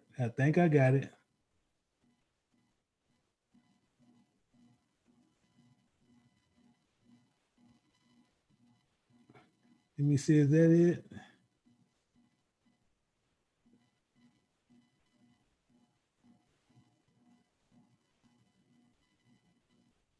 Wait a minute. He's saying, wait a second. I think he's saying it, but if not, they might have blanked it out because it got a thing up here, but I want to show it anyway. And I want to make sure. Money game. But we in the money game. And you cannot. Let me go back. Is out here. Let me tell you something. That flexing, we got to flex a different way. We out here in a game. This the money game. This ain't the black man's game. This ain't the white man's game. This is the money game. But we in the money game. And you cannot sacrifice yourself. The best thing you can do for poor people is not be one of them. You cannot help them. We're in the money game. But let me tell you what. You hear him say it, the best thing you do for poor people is not be one of them. Once he made it to where he needed to be, that's how he see you. But I guarantee you, everybody's still gonna say that's just Steve. Then he said, you can't help them, Mo. That's what he said. Yeah. You cannot help them, Mo. I still got it. I got it right there on the page. It's actually frozen right there at that. It's right there. You cannot help them, Mo. He's right up front. But I guarantee you, on the shows he on the radio and all this stuff, see, this is our problem. We will sit there and forgive him for that. Hold on to it and make sure that he'll continually rise to the top to where he can continue to treat you like trash. So it's the same thing. As Moses said, all on God's side, you come over here. But no matter what, that's telling you that's not, he's letting you know he's in the money game. That's where his love is. So that's where he's going to roll with. But we will sit there the same as people sit there and say, and most people don't even know, I could have did business with this man and I chose not to. Because this is before he even got to well the way he is. He was on a radio show out here, but they wanted me and him to click up together. I don't play with shadiness. And him, and at the time, I'm pretty sure still his manager, he was calling himself the Black Cloud. They was completely shady. I don't run with shady people. Why? Because birds of a feather flock together. So when you see people that's shady and you see people that's around them, that's hovered around them, guaranteed they got some of those same traits that person that you call a shady has. So the best thing for you to do is cut your ties and move forward. But most people sit there and say, well, if I can get to the top with them, then I'm gonna do that, then I'll cut them loose. No, they're letting you know who you are. Because you're willing to sell out something for your own dignity. You're willing to sell out something for the Most High, to take on that, whatever that is for them. And this is the issue where we have all the time, because most of us will sit there and hold on to what they do and sit there and think nothing about it. And then later on want to sit there and say, I'm gonna tell you what, well, they just being them. Really? Really? So if you're holding on to him, why you just don't hold on to TD Jakes? If you're holding on to him, why you don't hold on to Creflo Dollar? If he's not a problem, why you don't hold to them? Are they doing worse than what Steve doing? See, because now you're trying to weigh sins. Now you're trying to say Steve is sinning and TD Jakes' name is doing a bad sin. They're doing the same identical thing. But you'll sit there and weigh it.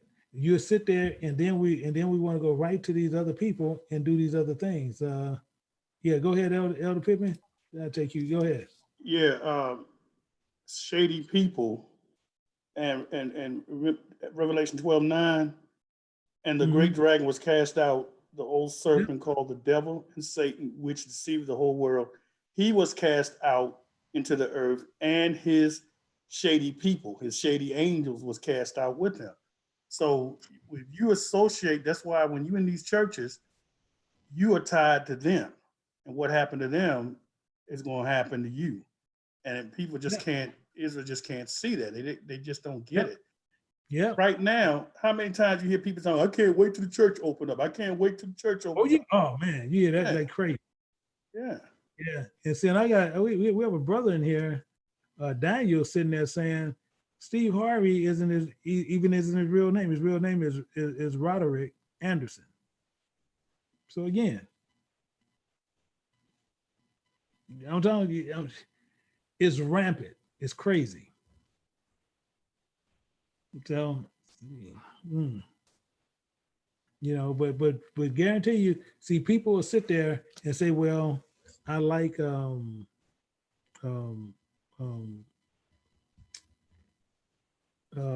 Perry. No, the show he do that game show. That Family Feud. Yeah, that's it. He do that. Well, I like Family Feud. Okay. Yeah, as long as you're supporting it, you're making sure that man get paid. And Tyler Perry, you see, and then we go down to Tyler Perry. Tyler Perry disrespect our people so badly. He breaks men down. We gotta remember, this man is putting on a dress and playing a woman. That's the spirit.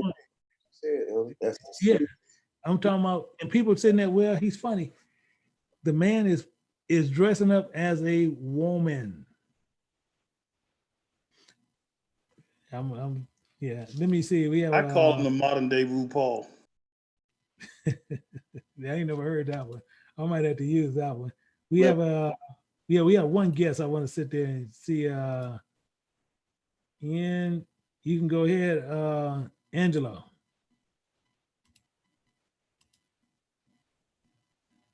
Hello? Angelo. Elder. Yeah, I can hear you now. Okay. You low, but you really low. You really low, my brother. Let me see what I can do. Okay. How about that? Yeah, a little better. Okay. Excuse me. I had came into the truth about 5 years ago.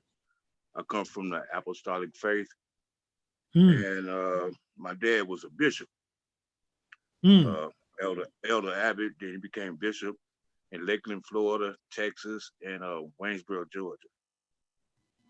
And before he passed, he wanted me to take over the church, and I had refused. I told him give it to my stepbrother, and it's running.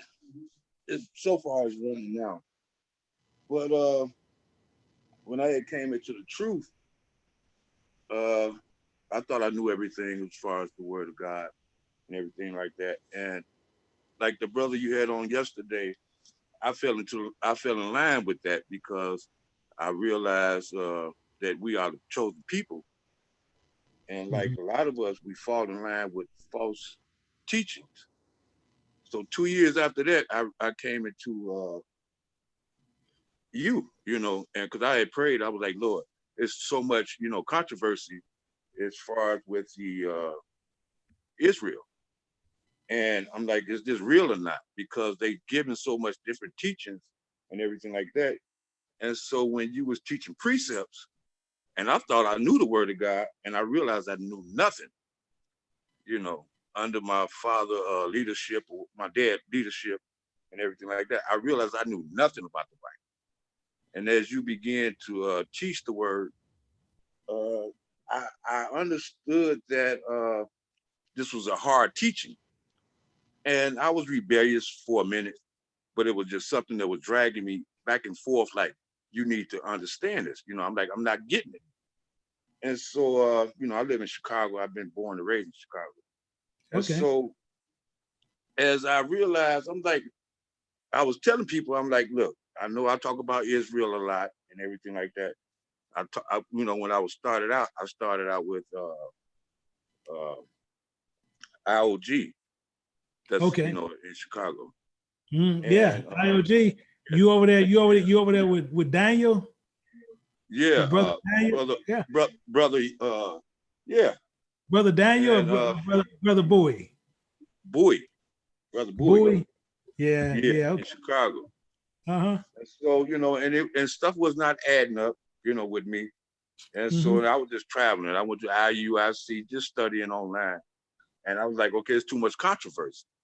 So when I had realized about, you know what I'm saying, the precepts and how you was breaking it down, and I realized that I didn't know nothing about the Bible. You know, I'm like, my dad was bishop, you know, and I was a minister up under him. And I was like, it was like I was blank. I knew nothing. I didn't know anything about the Word of God. And I'm like, okay, all these years, and I was teaching people. So I had to call people and tell them that, you know what I'm saying, when you go, forgive me for taking you up to the altar and telling you must speak in tongues. You know, forgive me, because they was looking at me like, well, this is the way. I'm like, no, this is not the way. You know, I'm telling you to speak in tongues, and this is the only way you can be saved and everything like that. So for like the last 2 years, you know, I kept my mouth shut, and I've been studying under you. Hello? I have found, can you hear me? Oh, I can hear you good now. Okay. I have found myself, you know what I'm saying, like people just disperse. They're not around anymore. You keep muting yourself, my brother. I don't know what you're hitting. Pardon me? You keep muting yourself. No, that's someone calling me, and I'm trying to. Got you. Okay. So, you know, and I have found myself like, you know, okay, well, this is the road I have to take, you know. And I was telling people, I was like, okay, go to the precept, learn it, you know, about Elder Michaels, Elder T, and you know, the elders, because you know the word is coming forth in my life. Like I said, they always, you know, looked at me as though, okay, your dad was a bishop and you know the word. I'm like, I know nothing. You know, I know nothing. And unless, you know what I'm saying, I'm learning precepts. And so, you know, I realized that like the guy that was speaking with you yesterday, and I was looking at the whole ordeal, and I realized that, you know, he's trapped in his own, you know, he don't have no room to see truth. You know, because when you had broke it down and everything like that, and I'm like, wow, that was me. You know, my auntie, she was like, you know, we are real original people and everything like that, you know, and she was trying to teach me. I'm like, no, see, that's false doctrine. But I just thank the Most High that He came upon me and showed me, the truth before my days is numbered, just like everyone else. Yeah, my brother. And I just want to say I appreciate you. My brother, I appreciate you too. This is so profound right now. Yeah, my brother, I appreciate you. But I just like to let everybody know. I say it all the time, dude. You didn't find this place by no accident, and you always see, as I tell people all the time. See, me myself, I don't sit there, oh man, hey, I'm this, hey, dude, I'm a servant. I understand what I understand. I understand my position. I understand when I go in the kitchen to get what he want to serve you, I get that. I understand who I am. I'm nothing more but a servant, but I'm not going to try to put myself up above more than what he told me what to do. And that's it. So my main thing is, and he has strict rules in his Bible. He said, you teach according to them precepts. Why? Because it's going to keep him and not sitting there making him look like a liar. Because when you teach it and it's saying this and it's a contradictory somewhere else, and people, well, no, it says this, but now you said it said this here and it's contradiction.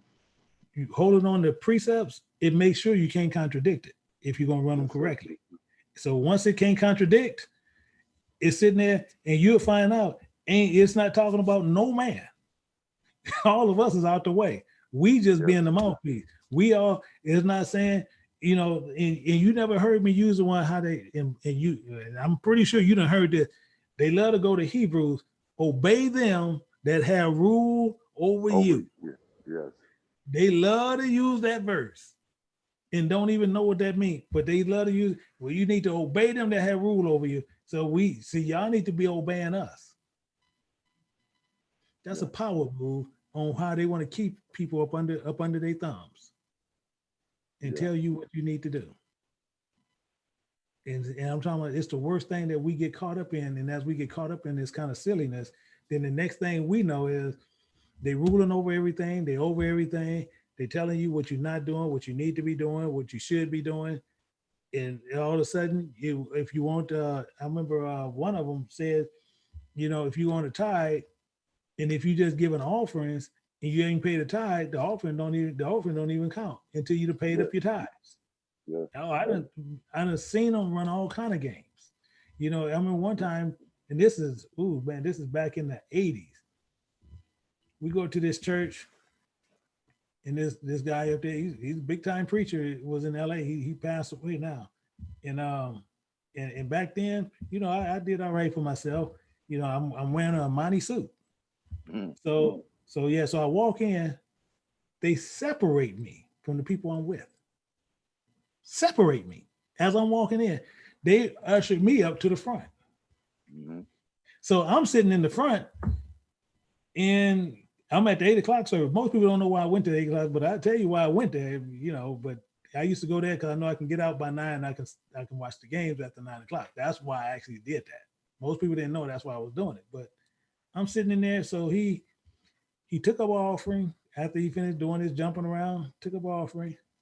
They went in the back. They counted that money up less than 5 minutes. He came back.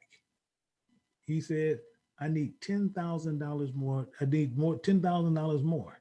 He said, don't worry, because the 11 o'clock service got to give more than that. And mind you, he was no more than, I don't think he was 7 feet from me, from him being in front of me when he's talking. So he's looking at me, I guess he can tell what kind of suit it was. So they passing down the pan, and me and him looking eye to eye as the pan going out. I'm looking at him, he looking at me. And they hand me that pen, and I just take it, and I cross it out, and I pass it right there, and I'm still looking at him. Sitting there like, dude, I gave you what I was going to get. I'm not giving you another dime. Yeah. So he's sitting there, some people want to keep money hoard up, but, God going to curse you and this and that. Yeah. He ended up talking that way, but I'm sitting there like, dude, you can say whatever you want to say, bro. That's all you was getting from me. Yeah, I believe that in my dad's when he passed, that he wanted to pass the churches over to me. That and I had that mindset that I was going to build the church like a Creflo Dollar or TD Jakes, and I had to walk away from it because I didn't feel the Spirit of God. You know, I didn't feel the Most High. It was like He was directing me to another path. You know, we used to go to different churches, and they would have the so-called prophets was a heathen, and they would point me out and say to me that yeah, you chosen by God, and I'm gonna lay my hands on you, and everybody He laid hands on will fall back, and I would still stand up, you know, and it was, and my dad would look at me and like, you know, he was supposed to receive, you know, the Spirit, and I was like, I don't feel nothing, you know. I had to explain to him, I was a child at the time, you know, and I told him, I said, I don't feel nothing, you know. Why should I just fall back, you know? And so I think from that moment on, I knew that there was you know, the Most High, and I was, you know, in the wrong place. But you know, as children, we try to please our parents, you know, and then when, you know, I think he was talking about how one particular time how we must deny, you know, mother, father, sister, brother. You say even your wife or whatever, we have to deny them, and that something that came over me when you were saying that, because we all, you know, as Israel, we look at it in a carnal way as far as denying, you know, and you know what I'm saying, denying our people, because we have to get our own self together. And so, you know, and I start, you know, I just, even, you know, when I'm at work, you know, we can have our earphones on. So I'm at work and I'm working, and I just have to hear this, you know, because I'm starving for this word. You know, I'm actually starving for this word. And even if it's been 2 years or 20 years, I just know that the word of God has to be embedded. So I just want to say thanks to you, Elder T, and other elders, you know, because like I said, I was on all these different channels, and I just like, okay, too much confusion. And I asked the Most High, just point me in the right direction, you know, and as you can teach precept, and everything is fit in line according to the word of God. And I don't know who's listening, but you know, and it might be a hard teaching, but if you stay on track with you know, this teaching, you know, they need to understand that, you know, you will be fed. I mean, I'm a living person that I can actually say that, because I always, like you say, try the Spirit by the Spirit, and I've been doing it because there's a lot of things. You know, like you said, we had a guy on yesterday, and in the beginning it was like, okay, well, okay, he has something here. Then Moses said, you know, when he was talking about other books, I already knew, you know, because I already knew. I said, okay, I knew you was gonna get on. And I was like, okay, and you kept your peace for a minute, you know. And I wanted to say, something, but I was like, you know, like, it's on my face, but it's coming. And but you was humble, and that was great. It showed me something, how just to, you know what I'm saying, let God speak through you. I just want to say thank you for everything. Oh, man, I appreciate it. I appreciate it. Now, yeah, we're gonna keep moving with that. But the main thing is, a lot of people always want to they want to challenge something, but then the first thing they want to do is say, you know, our doctrine is incorrect, and I don't have a doctrine because I just teach the doctrine out the Bible. But they want to always add other books to it. They want to add other things to it. And some of the key things people need to remember about these books that they show. Read the book of the Bible all day long. What key things that you'll know? See, same thing, like he said that, he said, you know, well, you guys, you say, you know, I destroy Hebraeus and all this stuff. See, one, he's telling me already he don't even know what a Hebraeus is. He you know, in this email, so he don't even know what I actually do, because he don't know what that is. But the thing is what we try to do. We try to find contradictions. That's what I do. That in the Bible, I'm talking about, it's so tightly woven, you can't tie nothing to it. I'm talking about, you know, people talk about like BMW motors, you know, they talk about how well fine their motors are. nothing like the Bible. I'm tightly woven. And the easiest way to always find out a false book before you even open it up, if it's going to tell you strict, detailed information about an event, I'm talking about direct detail,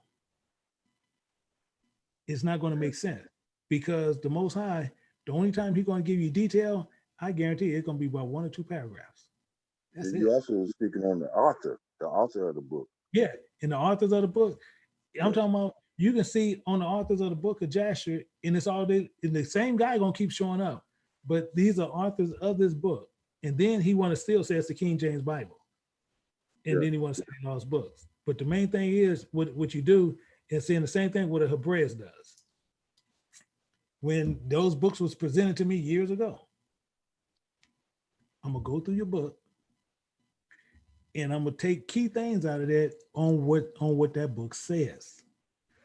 And I'm jotting down key words that I know it either have to be in Greek, in Hebrew.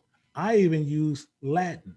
If it's in Latin, I'm gonna jot those words down that I don't see in these words. So then once I do that, now I'm gonna comb the book again and see if I missed anything. Okay. Now, all those angels in the book of Enoch, one of them used the name of a Hebrew. All the rest is false names. Not even, half of them ain't even Greek names. Then they got pregnant. So keep in mind, if Genesis, Enoch shows up in chapter 5, correct or not correct? Right. He shows up. So now, Enoch put out a book before God. Yeah. Swallow that. Because his book didn't start being written till when? Till after Moses showed up. Yeah. That's in Exodus. Enoch got a book. Enoch got a book in Genesis. So Moses should have been using some of the same wording that Enoch used. Enoch used pregnant. It's not in the book. Everybody else throughout the entire Bible, they said woman with child. Enoch, she was pregnant. They so silly they don't even catch it. And then you even had a woman was on here one time when we talked about the book of Enoch. She say we don't get it because it's too spiritual for us to understand it. Yeah, I mean, you know that our people, you know, been blinded. You know, like I said, my grandparents built churches. Mm-hmm. You know, we come from a Christian background for many, many years, and they have been so blinded that this truth, that, you know, the truth, you know, they carry their Bibles, like you said, and don't even open it up. And this truth has, you know, to me, it's devastating to people now. You know, the children of God, the Most High, and now, you know, they are so rebellious against it. You know, I have people like, okay, you must be one of them Israel people, you know, and I'm just like, okay, well, you know, I ask me questions, you know, whatever you look for, and I know I'm like you. If I can't answer it, I go find it and I present it to him with the word of God, because that's him speaking, not me. You know, like when I used to be as a minister, like I said, I could read one sentence and preach for about an hour. And preach for an hour. And when I get off the, you know, out the pulpit, everybody that was wondering was inspiring, and, you know, and everything like that. Wow, I was touched by it. But I didn't know that what I was teaching and preaching was really from Satan, because they wasn't fed. They were just, you know, the flesh was fed, but the spirit was not fed. Yeah. And seeing, I tell you what happens. You know, that's just like, you know, we got a lot of people, you know, on my side where they preachers and stuff like that. And long as you can argue the Bible, they'll sit there and this and that. They'll talk. The Bible ain't nowhere to be found. Now, them same ones, see, I'm talking about when I walk in the room, it's like you have to come, it's really a crack up. It'll be 5 of them in a room. And I can hear them while I'm coming in the door. Sometimes I just stay right at the door. And you can hear them, they talking all Bible. Every Bible, this, what they done preached on. I'm talking about, you hear it, you just hear it going on. And I walk back there. Hey, what's going on? What's going on, man? Man, what your Lakers doing? It go from that to, and they don't change that. They keep it right there. Yeah. They will, no Bible won't ever come. And then if one on one talk Bible, them two, they'll go outside and they'll go outside and then they'll talk Bible. They won't talk the Bible around me, because what I make them do, I make them open up that book. Mm-hmm. And then I show them what they don't know. And seeing the main thing is, like, you see a lot of them where they sit there and they want to sit there and talk about how much they know the book. And see, and I have one of them where I taught a lesson and he sat there and he came in there, he didn't have a Bible with him. And then he called himself, he gonna trip me up, because I, doing live, and I let people ask questions even at those. And he throws a question at me. See, don't do me live. See, because now I'm gonna deal with you a whole different way. Yeah. And like my stepmother, she would tell me, always keep your sword on you. Man, and I would tell her, I said, but if you have your sword on you, someone had their sword against you, you don't use your sword, who died first? Because if you don't know the word, then who dies first? They got, Satan have his sword, and you have your so-called sword, but you don't use it. Who dies first? And that's the thing. We don't use, our precepts. We don't use precepts. No. We don't teach. That's the sword. Yeah, that's it. I'm talking about it cut, it dices, it slices. Yes. I'm talking about sharper than any razor blade. I got that from you. I was like, wow, I got to cut this off because this is too much. I'm like, when you bringing forth, saying precept, I'm like, okay, it has been time, but it was always something that was drawing me back to it. And like I tell people, I had a friend of mine came over and I was like, I'm studying. Like, I want to study with you, but that was not her intention, And she got mad because I was like, no, I'm not. I'm trying to get. I don't want to burn any lake fire. Put it that way. Yeah. Oh and, yeah. And like I said, I mean, I realized the road is very lonely. It's very lonely. I'm 57 years old. Oh, me and you sharing the same age, my brother. And I was like, okay, but I'm comfortable. I'm comfortable though. I'm not. If I was, trying to be in the carnal mind, I'd probably be, going crazy by now. But being fed, it does a lot with the spirit, because I realize my spirit has not been fed in many years. My flesh, yes, indeed.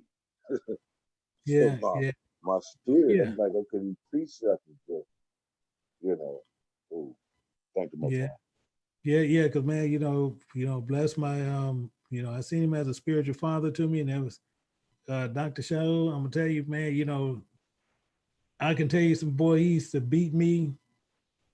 I'm talking about, man, it's almost all the time. It's just like he constantly just beat. And all people, what they want to hear is a feel-good message. That's what everybody want to hear. Now, what I never told people is all his classes, what he does, he got a 45-minute segment where he's going to teach you. He's going to do literally a teaching. I can't tell you none of them that was good. As far as like, a feel good. Yeah. Not one. I'm talking about every one of them sit there, you sounding good for a minute, and then he sit there and say, that's Israel. He say, better yet, that's you. And sometimes he'll end it like that. Sitting there like, dang. You walking out of there just all guilty. What in the world he sitting there? And I'm used to a feel, hey, but God loves you, and he'll continually do. Oh no, they ain't never came out of Dr. Shadow's mouth. God sit there, no, he Yeah, he loves them who loves him. And the worst part about it is, the first time he said it, I wanted to tell him that ain't in the book, but guess what? It's right there in the book. And that's why I said I'm glad I never said that to him, because I was gonna say it, and I was in there maybe about a month. And he loved to say that. He said God loves them who loves him. And I'm sitting there, dude, this ain't even in the book. Now that was always, I was just saying it to myself. That ain't even in the book. And he said that. Come to find out, it's right there in the book. It's just like when you say God is not playing with you. And it brings back old memories when my mom and or my sister brother be saying, "Oh, you going to get it," you know. Yeah. And every time you say that, God's not playing with you, and that's the first thing come to my mind. Oh, you going to get it, because all you doing is waking us up. You know, you Elder Q and all the other elders, Elder Pittman and everything. You know, you always waking us up because you love the Most High and you love the Most High people. But a lot of people don't see it that way. They see it as though, okay, it's a controversy between the camps or whatever. No, I understand that you want the camps to understand and learn what the truth is. But you know, they don't see it that way. They see it as like, okay, they want to be a step above. It's no step to this. There's truth. That's all it is. Because I'm gonna tell you personally, I don't have no issue with the men that's in the camps. I have a problem with the doctrine they teach. Yeah. I have no problem with them. You know, if I see them on the side of the road, needed help, this and that, and they can be dressed fully in what they in. I'll pull over and help them out. That's not the issue. But the thing is what they teach. You know, but that's, you know, let me take this. I got brother Daryl. Okay. Okay. All right, my brother. Thank you very much. My brother, how you doing? All right. How you doing, my brother? All right, I'm doing good. Hey, I was just listening. When you just, with the guy that was today. Yeah, that gentleman. I didn't realize that wasn't his name though. That's what tripped me out. No, that wasn't his name, man. And it irritated me because I don't, because I asked him quite a few times, is this your name? And I went through with it for a little while. And he said, yeah, this is name, mom named it this. But okay. Then come to find out, it's not even his name. So now, not only that, you done lied to the people that sit out here and watches me. You done not only lied to me, you lied to them. Right. So you lied to them. And you sitting there, you talking about you want them to know the truth, but you won't come with a false name. Right. And then too, you're not telling the truth, but you coming with a false doctrine and a false name. Mm-hmm. But you want people to know the truth. So where's the truth going to kick in? When there's lies around it, and it ain't gonna kick in. Yeah. It's not gonna kick in. So I had an issue with that all around, and that irritated me. Did he confess that he was? How'd you find out that wasn't his name? Well, we had a couple of people, but then also when we was talking online, he actually called his name. He actually said his name, and then it made me think. And then later on, I had somebody else. They checked and they said, "No, that's not even his name." That's a good point. The scriptures, I wrote down the things about the name change because you feel a lot of people pushing that. But at the same time, if the Most High got a name for us, He'd give us a name when we with Him. But as of now, we got the name that we was born with. That's my name. You know what I'm saying? Yeah. There's no need, like you said, there's no need to change it. Yeah, but He's telling you He's going to change your name. Right. I'm telling you He's going to change. So if He's going to change it, but these guys saying we're going to change it because that's a slave name. Okay, you still in the land of your captivity, but you're gonna change your name. Yeah, and then you even got these same dudes sitting down talking about we're gonna go in the wilderness. So you're gonna go from the wilderness to the Right. You in the wilderness, but you can go to the wilderness and get a name change. Yeah, we're gonna go there. And same thing, one of them kept talking about he was on there, the guy sent it to me, he talking about he was holding on to talking about you're gonna need a passport and how they moving it to the driver. Like he said, see this? See, I told you, didn't I tell you this was gonna happen? See, and he made a big deal out of it. Now, mind you, they pay him, they give him money the way he can travel all over the place. But they're gonna put your driver license is gonna be like your passport. Right. So my whole thing is same thing. One guy was sitting there writing me, telling me the same thing. So I said, "See, send me your number." So I asked him one question. I said, "So I want to know something." I said, "And I want you to be real upfront with me."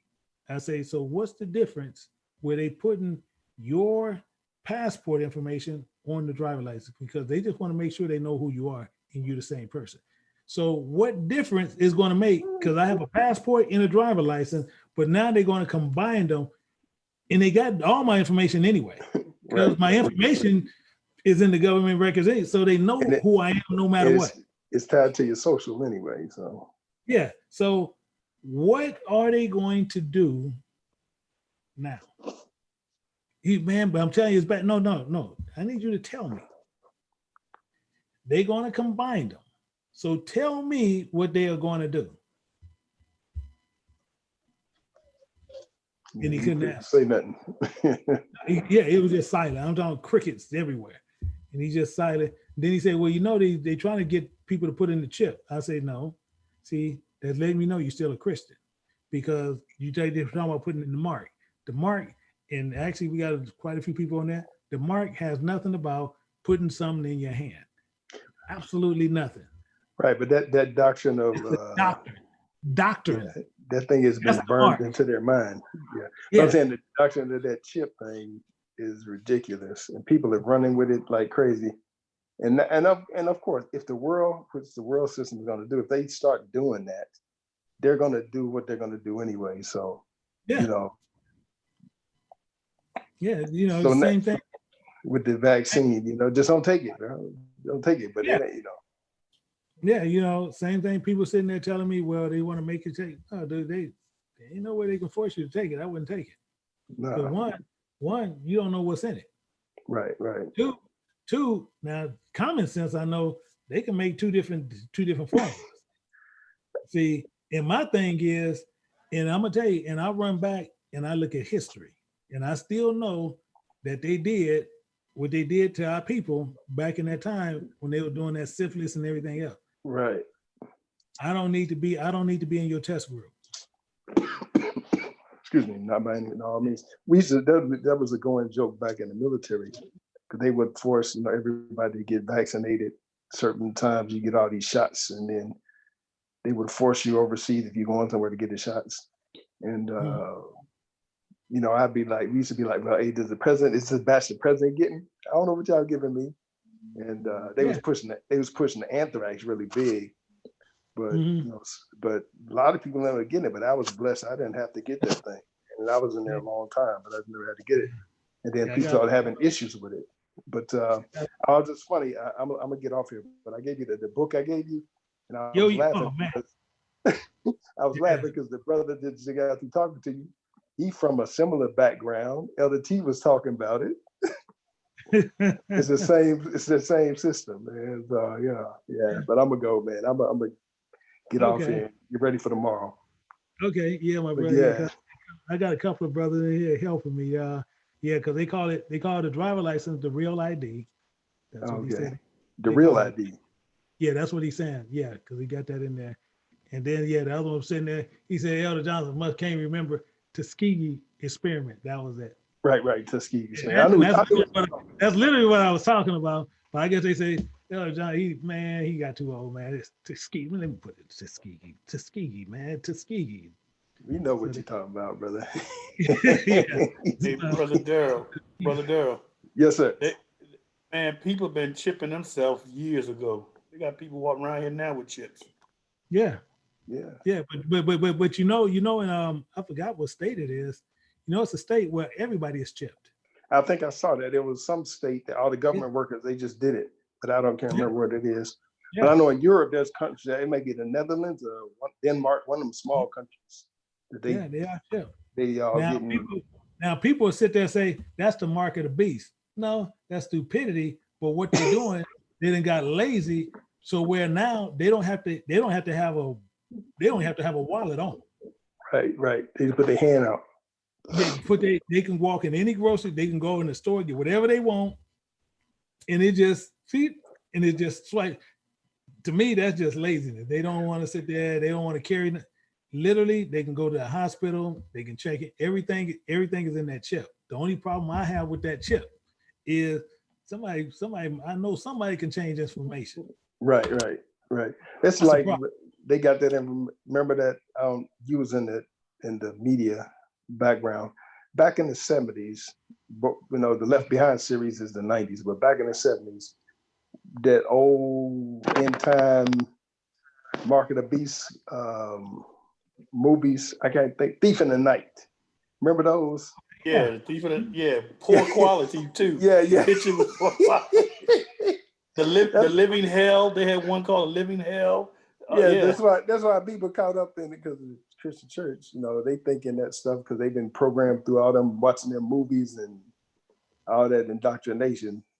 Instead of, like I said, understanding the precepts. Yeah, see, because it's the same thing. Do you know? Most people don't know where zombies came from, but zombies actually in the Bible.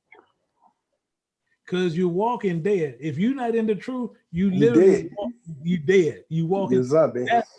They literally pulling that right out the Bible. So what they do, the dead coming to get some more. They getting these people, so then they kill you. Then the stupid thing is, then you come to life as a zombie to go see if you can go get some more dead people. More dead people, yeah. And what they chasing? They chasing life. But can't get it. You can't get it. Same thing. You move the vampire. What do the vampire want? He want the very thing life. What do he want? He wants the blood. Yeah. They telling you everything, and we sitting there like, oh man. And most people look at exorcists. They sitting there, exorcist this. Exorcist is hardcore sorcery. Yeah, witchcraft. Yeah, hardcore sorcery, because they saying they can cast out demons. Same thing. We got a lot of people that sit there and they'll hold on to, we in the horoscopes. Really, we in the sorcery. It's bottom line deal. Right. It's so common now that people don't even realize it, but they've been indoctrinated by the society. It goes really deep. Yeah, they hardcore. It's common. Yeah. Go ahead. That was funny. I had I don't know if you remember Dungeons. The white dudes used to play Dungeons and Dragons, in the military. So I worked in this for this commander, and I was working night shift in this communications vault by myself. And then so one of the supervisors used to come up on every Friday night. He'd come into the conference room, and he'd have all his him and all his demon worship Dungeon Dragon playing friends in there. So I do my sweep through the facility, and I just look at them clowns. I just shake my head like, y'all down here playing with spirits. I go back to my area. Like, yeah. But like it's a game, people get indoctrinated and they don't realize it. Yeah, actually, Rhonda, and that brings up a thing. I want to see the people on YouTube right now.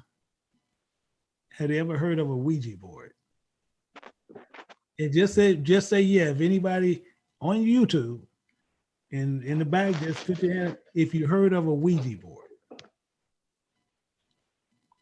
Got a couple, and I got one. And see, some people don't want to be honest. Okay, we got a few people in the back. That thing was common in the 70s. Yeah, I know. It's common. Yeah, big time. Yep, big time. Yeah. They put that thing for kids like crazy. Yeah, I see a lot of people don't want to. I see a lot of people don't want to admit it, but yeah, I see. I've heard of it. I got one of the worst whoop spanking from my parents messing with that board. Yeah. And playing cards too. My parents would never play cards. Yeah. So I'm gonna tell you. So I'm gonna tell you something about that Ouija board. The reason why. And most people really don't know what's going on with that Ouija board. That Ouija board is no different than them trying to call the dead, but that came directly from those Gentiles. Trying to reverence them dead to try to bring them back to actually to where they can get the to come on it. Yeah, where they can get them, they can come on now. literally, that's what they try to tie you into. So the devil gave him a game to like put this thing together and put it out for kids. Yeah, put it out, to where they can get you onto it. This is what they do. So the same thing is when you can get into that, same thing. You have people where don't sweep over their feet. You have women and men that go buy potions and different things and do things to where they can put in your drink, put in your food, right, put in your house, hide it and dig it up into the front, put it in the back. They do these things. They do that. Why? And then you have the same people want to show up and talk about how much they believe in God. And you got people right now, even here, believe in that. So if you believe that and you believe and you holding to them, you might as well stop faking and lying to yourself talking about that you believe God. You need to some of that stuff's so crazy, man. I remember when I was in college, one of my boys, he was from New York City. We was driving down the road in a car I don't know, some like Delta 88 or something, one of them big cars back in the day. And a black cat ran across the street. I would have just kept driving. This fool doubled back 3 blocks, man. A black cat ran in front of my car. I said, what? I'm like, dude, are you serious? We gonna backtrack 3 blocks because a black cat ran across the street. You know, I'm like, but that, you know, he grew up in that kind of mindset, man. And he was serious too. I was like, what? Yeah. I'd have ran that cat over, dude. Yeah. Some people that's really, really serious about that type of stuff. But the same thing is, then they want to sit there and they want to bring that same thing over here. Right. And believe everything else. So that's why I say it gets back into it where the same guy, he's sitting there telling you one thing, but he want to show you truth. But now you're sitting there talking about this Most High God. I want you to clearly understand, because it's in one of those books. I can't remember which one it is. It's in the book of Jasher or it's in Enoch. I can't remember which one it's in. But it tells you how these people has mixed with these animals. It's Enoch. It's Enoch. They mix with animals. They come out, see them and all this kind of stuff. He was even talking about it, talking about they was mixing with animals and making hybrids and stuff. I think it's in Enoch. Hey, how you doing, Nod? Hey, how you doing? How you doing, brother? I'm doing fine. Because I was talking about that. I gotta let y'all know that I'm Haitian, so I deal with this firsthand. I'm talking about like close to home. And what happened was there's talking about voodoo or whatever, right? Mm-hmm. I said, I don't believe in that stuff. And I never believed in it, and I hated it as a kid. And they would talk about it, and they would like say what voodoo does. And I asked them, have y'all ever seen someone turn someone into a goat in front of your eyes? And they all say, no, but we've heard it. It happens. I'm like, bro, you're telling me that some man can blow something on me and go poof, then I just turn into a goat? Like, if that could happen, like, it's just crazy how mind-blowing it is and how they believe something like that. It blows my mind. And I told him, I said, hey, I'll give you all the money in my account if y'all can turn me to a goat, change my anatomy to make me into a goat or a sheep. And I said, none of that is real. And I'm literally the only person in my family that doesn't believe and care for that stuff. And I tell you what most of them will tell you. Either they don't want to deal with you. They say, well, no, we're not going to do you because you ain't. They're going to sit there and disqualify you because they know you don't have no fear of it. So you're an issue. See, if you wasn't the issue to where they know they can make you fear it, then they can say, man, we can put this on you. We had people where they sit there like, man, we'll put a hex on you. What? Tell you what, you tell that hex to come on. Yeah, Elder. I got some art. I got some yard work. I need that hex to do.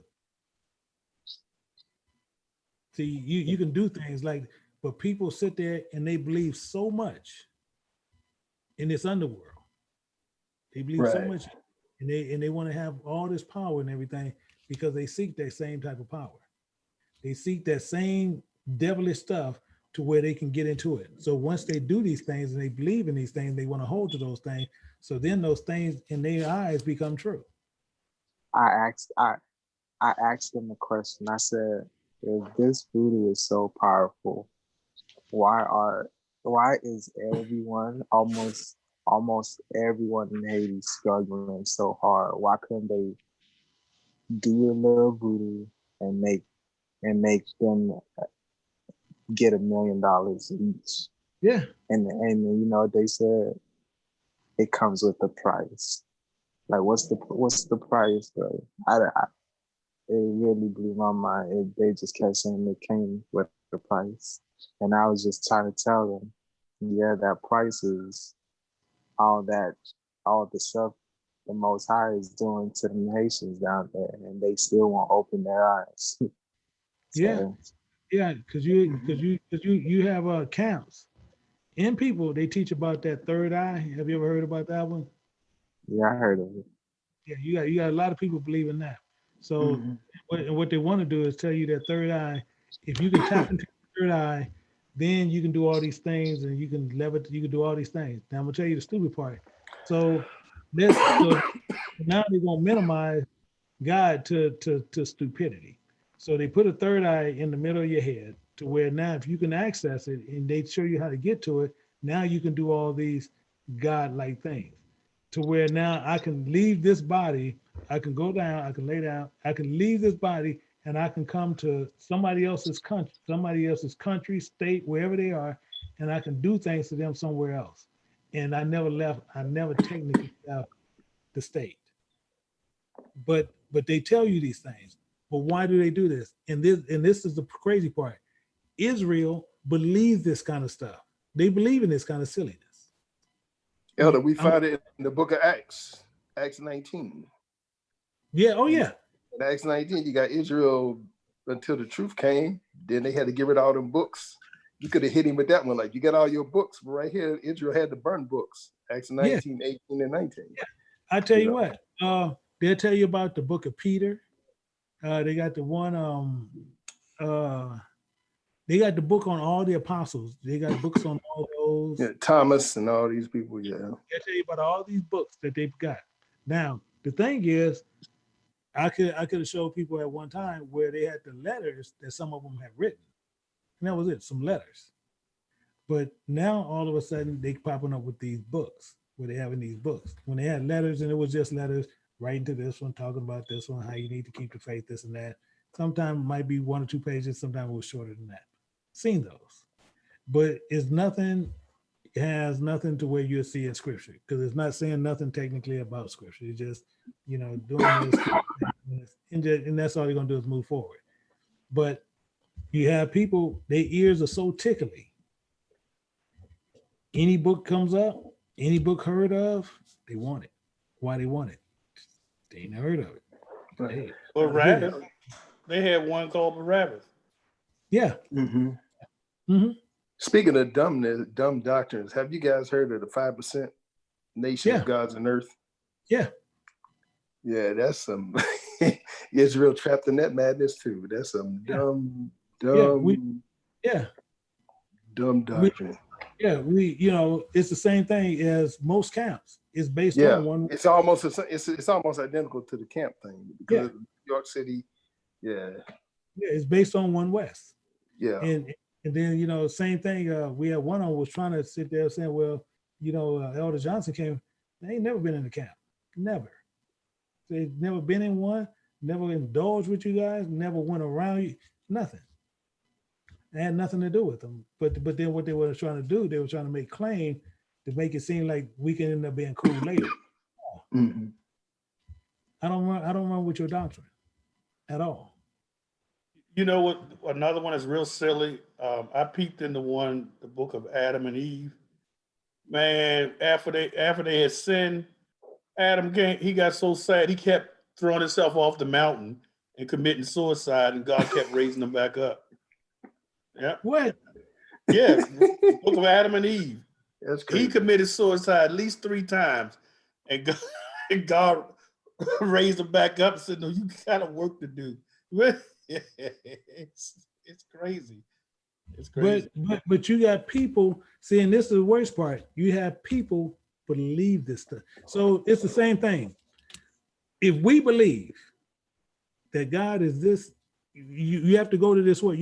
God is this sick, this crazy, to where now he made these spiritual beings can go into women and produce fleshly semen to go into them to produce a child. You already see Paul speaks against this, and Yahweh speaks. But let's just say he do this. How sick do that make God? Yeah, he's a freak. Exactly the point. And seeing the reason why I go to those extremes to let you see, to show you that don't even make common sense. But this is what they say God is like. They say God will do stuff like this. And it's crazy. If God would sit there and say, okay, I'm gonna make these people half beasts and half this, and they can walk around and they can get 11,000. Dang, yeah, let me die and just let me stay dead. I don't need to go in that kind of world. This is the silliness people have gotten to, but people hold to these type of doctrines.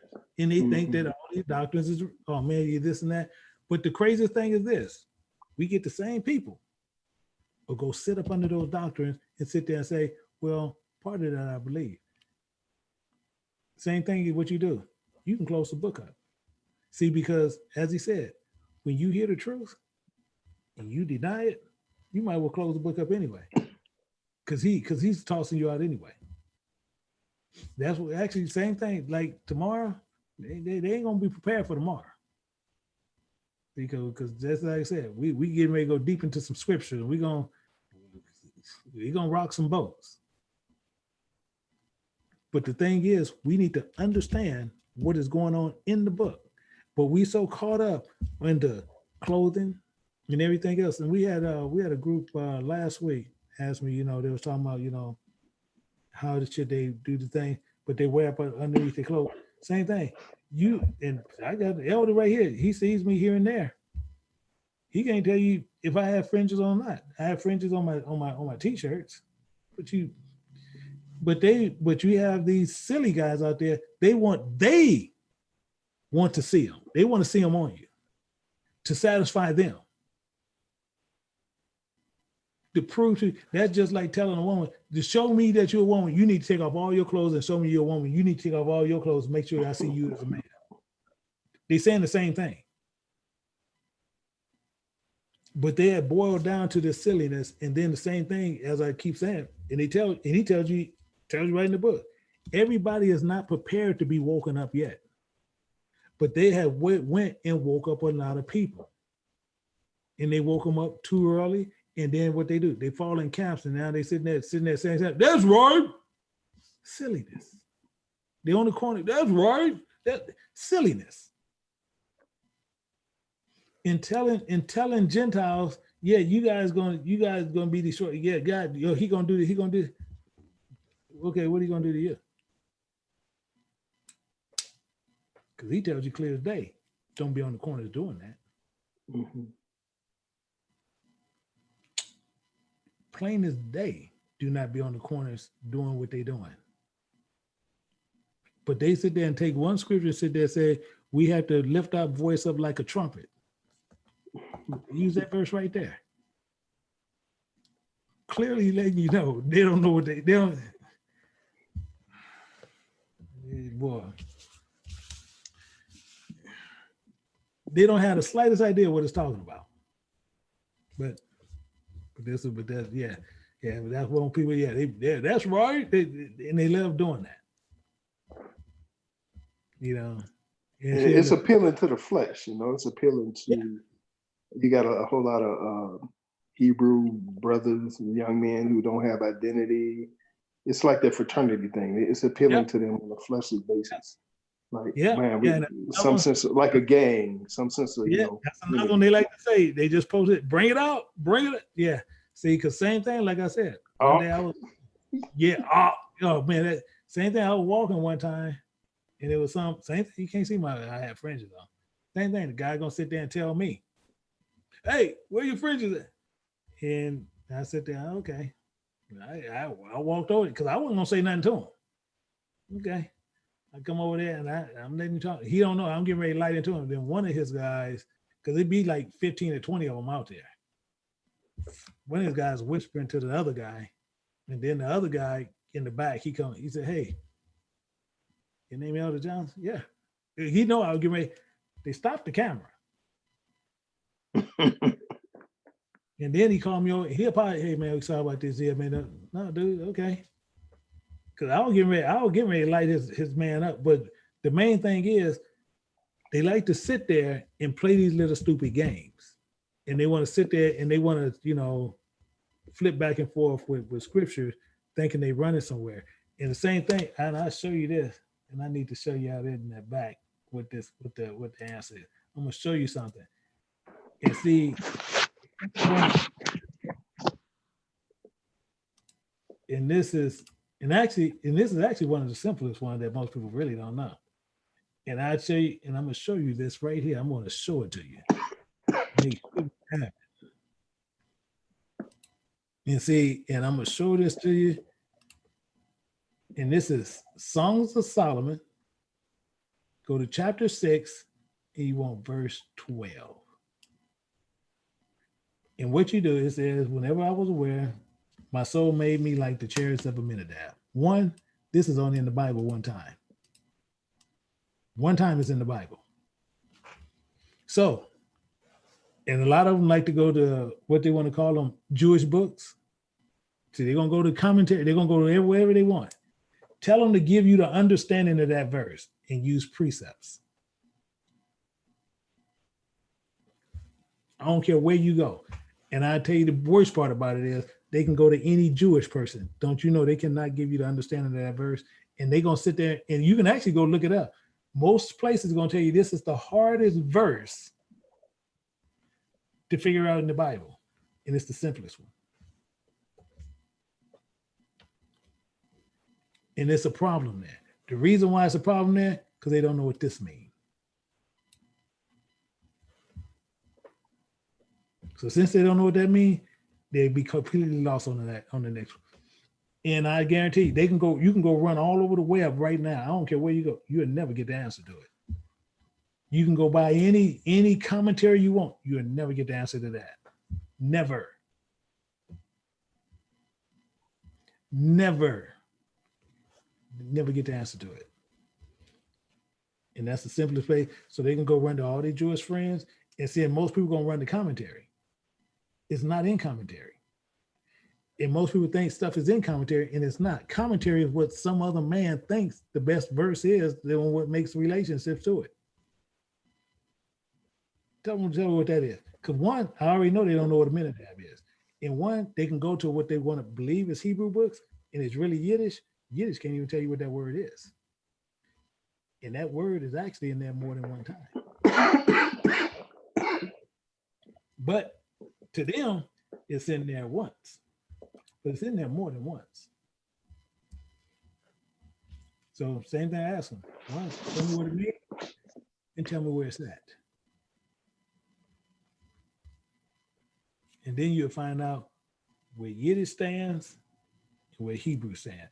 And the same thing as I tell people, you got these dudes out there talking about they know Hebrew, they doing this talking, they doing that. How you doing that and where did you learn it from? Because if you got it from these dang Hebrew, these Jewish people, one, you speak in Yiddish.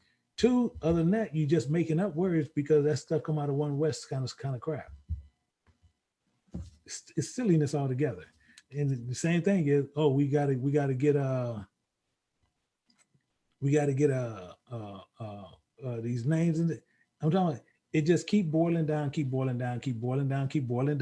more stupidity, to more stupidity, to more stupidity. Stupidity on top of stupidity is what we do. So So I want to make sure, I don't know if we have, and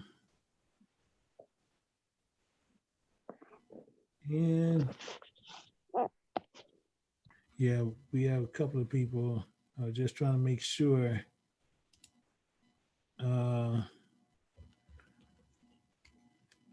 Making sure all those questions is taken care of. That's right. Yeah. Yeah. So other than that, yeah, we don't have any other questions. But the main thing is, even tomorrow we will be over on Vimeo. You know, it'll be on Vimeo live over there, and it'll be the recording will show later over here. But I do welcome you guys joining in. Same thing is, you know, you got these people that want to put in these false names, this and that. Same thing. When we go to the back, you want to put up, you know, some. Do you believe Israel name?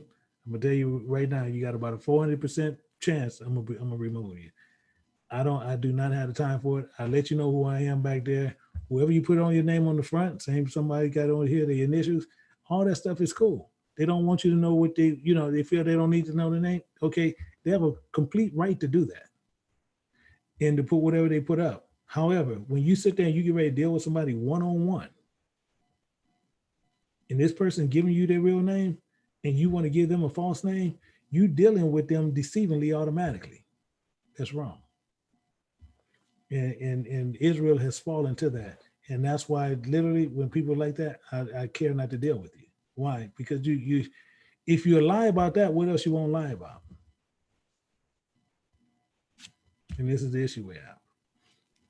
So it seems like we don't have any other questions there, and basically with that there. So anyone else who make any kind of challenges, whatever, and you decide you want to do one with us, and you come in properly the same way with that liar did, I'm gonna sit there. I'm gonna ask for ID.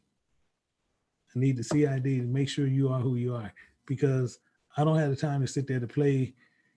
They take it as a game, because when you're sitting there, you changing your name, you playing a game, and it's a waste of my time.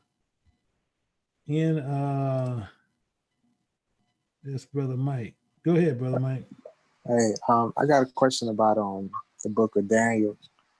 When in the very beginning of the King Nebuchadnezzar, yeah, how is he able to understand, and how is he able to understand the glory of God, like through Daniel? How is he able to understand if he's not shown, if he's not able, if he wasn't an Israelite? Okay, so we got you said Daniel, what chapter you talking about? Shoot, let me see. I was reading it this week. Let me see.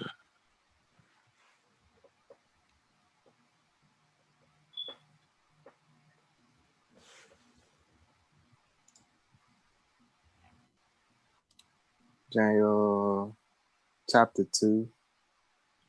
Daniel chapter 2. And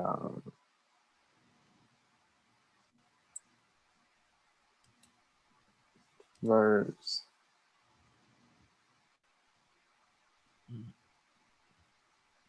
One second. Mm-hmm.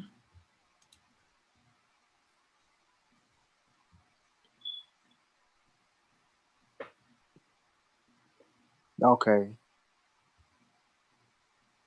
You got it? Chapter 2, verse.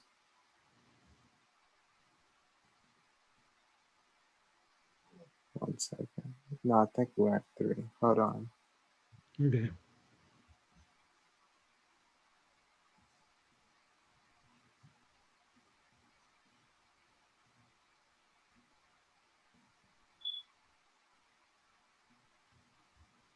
No, it's when he when it says the dew from heaven fell on his face. I think it's chapter 5. Mm-hmm. chapter 5. Yeah, it's towards the end. Yeah, take your time. Oh, chapter 5, verse 37. Verse 37. Yes. No, chapter 4. I'm sorry. Daniel 4, verse 37. I'm sorry. Don't worry about it. Don't worry about it. Don't worry about it. Verse 37. Yeah. Yeah, let me get over there to it.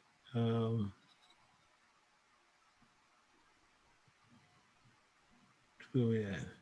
It says now, I, Nebuchadnezzar, praise and exalt and honor the King of heaven all, whose works are true, in his ways judgments, and those that walk in pride and able to abase. And what's the issue here? How is he's not Israelite, so how is he able to know the glory of God and the Most High? Okay, so besides this, I would do it in the back, but I'm gonna do part of it in the front that I don't like doing in the front, but I'm gonna do it because you're pretty cool, so I don't have no issue with it. But wait, before that. In 33, I know God gave him some dew. Now you want more. Okay, we'll go to 33 too. He gave him dew from heaven. So I mean, when you get dew on grass, it's just a mist that comes in the morning.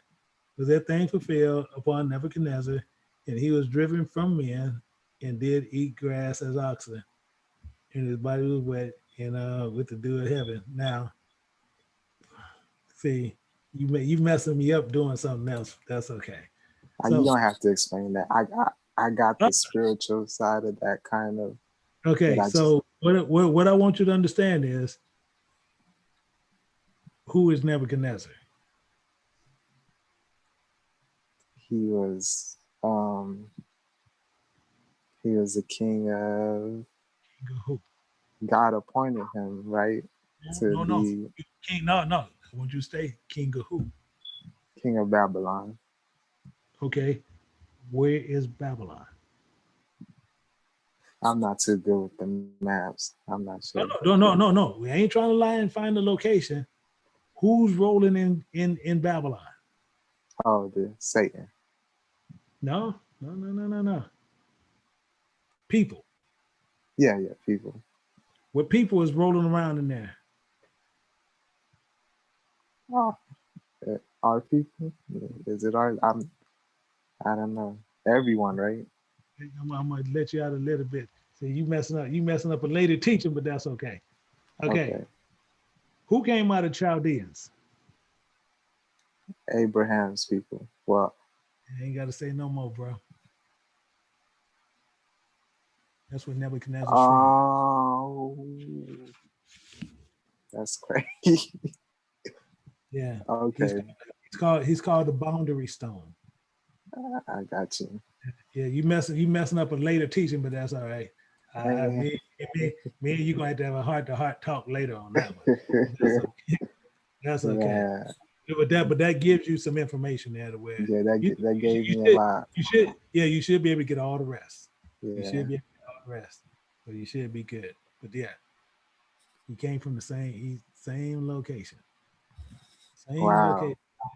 And he was over that location. Elder, since I've started learning, like really learning, like this stuff is like so much easier to read. Oh yeah, it shocks you, but you sit there like, oh dang, this is who this is. You'll find out you have cousins and brothers you didn't even know you had. Right.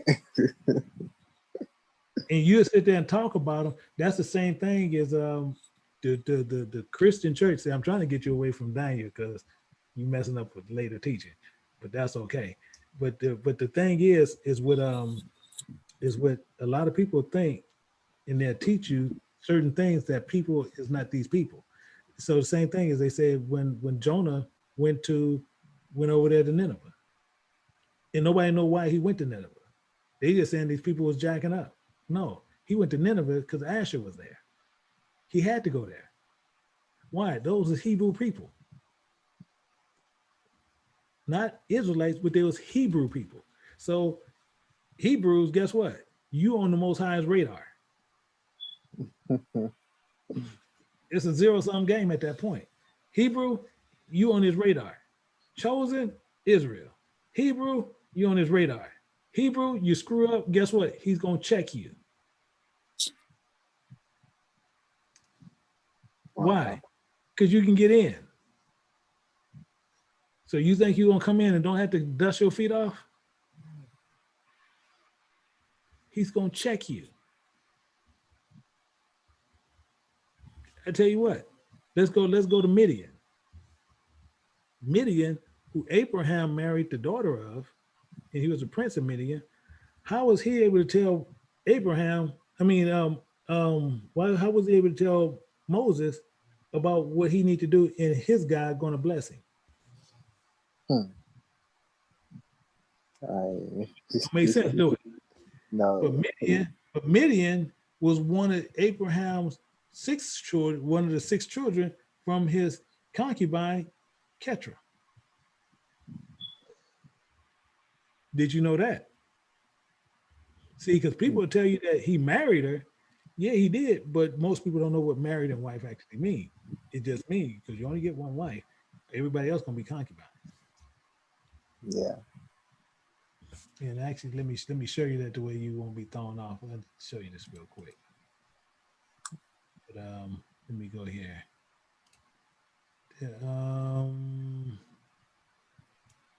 130, is it 130? 132. Yeah, here we go right here. I knew it was 132, one of them. But I'll show it to you right here, the way you know. Because in Genesis, it's going to tell you that she was his it was his wife. But when you look at Chronicles, it's just going to lay it all out. And it tells you right here, 132. And it says, actually go right here, 32. It says the son of Keturah, Abraham's concubine. Over there you see why. He's going to tell you who he bared. And that was the Prince of Midian right there. Oh, wow. It's right there. But Keturah was his concubine. But you'll see in Genesis, it said that he married her. Same as Hagar. When Sarah gave him Hagar, what did it say? And she became his wife. She became the bearer of his children. That's all it said. Yeah.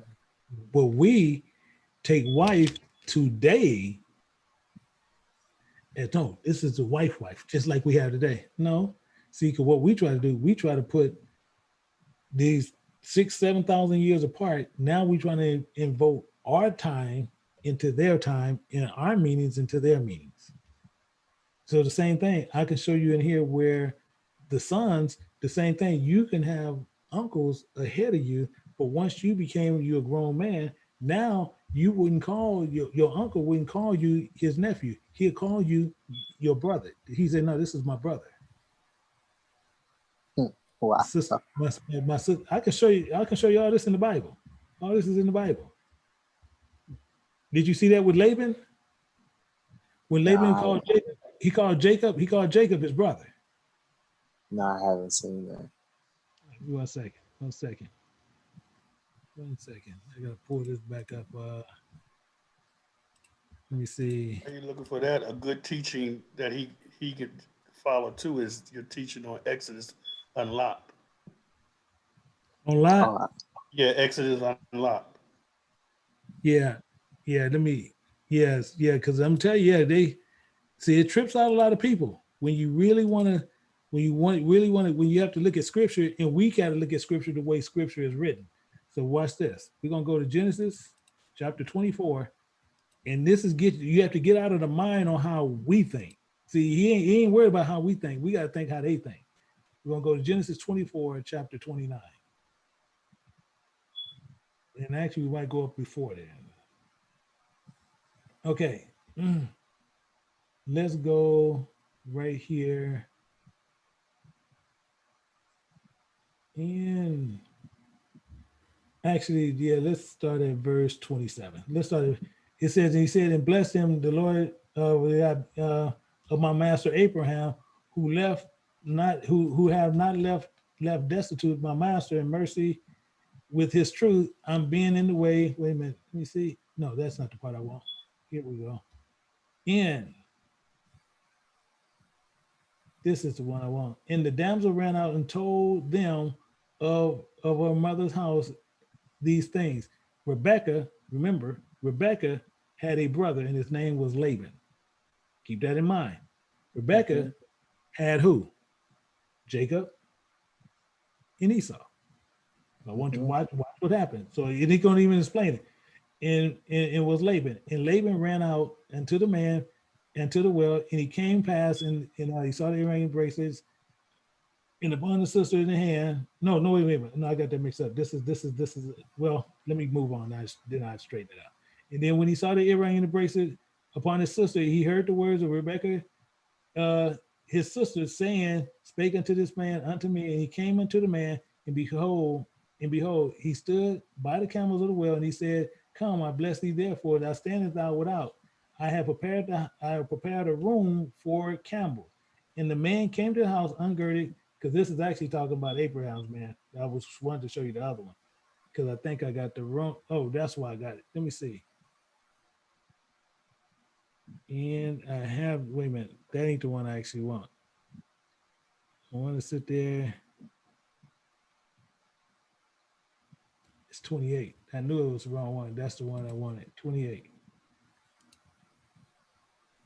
And 28, where do I want 28:2. And yeah, this is the one I want. And Isaac called Jacob and blessed him and charged him and said, go. He said unto him, thou shalt not take a wife of the daughters of Canaan. Arise, go to Pandan Aram, to the house of Bethel, thy mother's father, and take thee a wife from thence of the daughters of Laban. Watch what happens. Thy mother's brother, clearly telling you, thy mother's brother. And God Almighty will bless thee, and will make thee fruitful and multiply thee, and thou mayest be a multitude of people. And he gave thee the blessing of Abraham and thee and thy seed, that thou mayest inherit the land wherein thou art a stranger, which God gave to Abraham. And Isaac went away, Jacob, and he went to Pandan Aram unto Laban, son of Bethuel the Syrian, the brother of Rebekah, Jacob's and Esau's mother. Keep that in mind.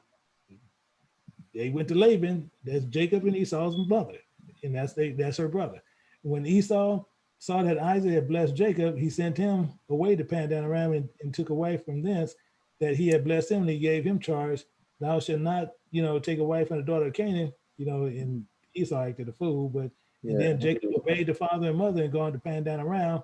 Esau seeing the daughters of Canaan pleased not Isaac, his father, then Esau, see, Esau just a trip. Esau unto Ishmael and took wives of their Mathal. So this is a whole lot, but I want to get down to the part where it's getting to this. And I want to go down to where it gets to where it goes to. And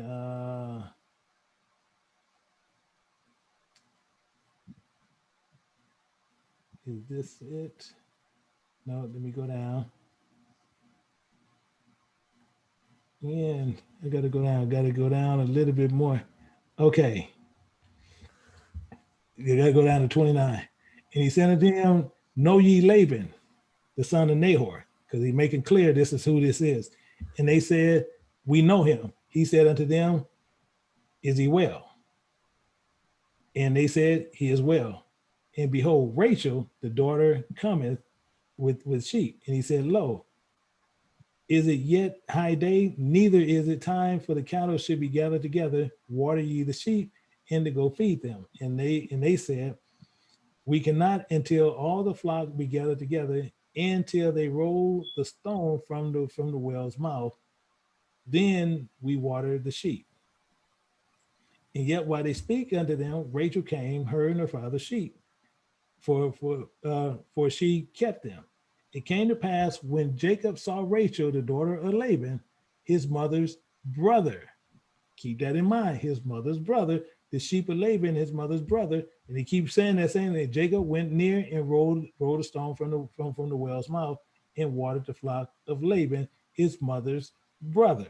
And Jacob kissed Rachel and lifted up his voice and wept. And Jacob told Rachel that his father, that he was her father's brother.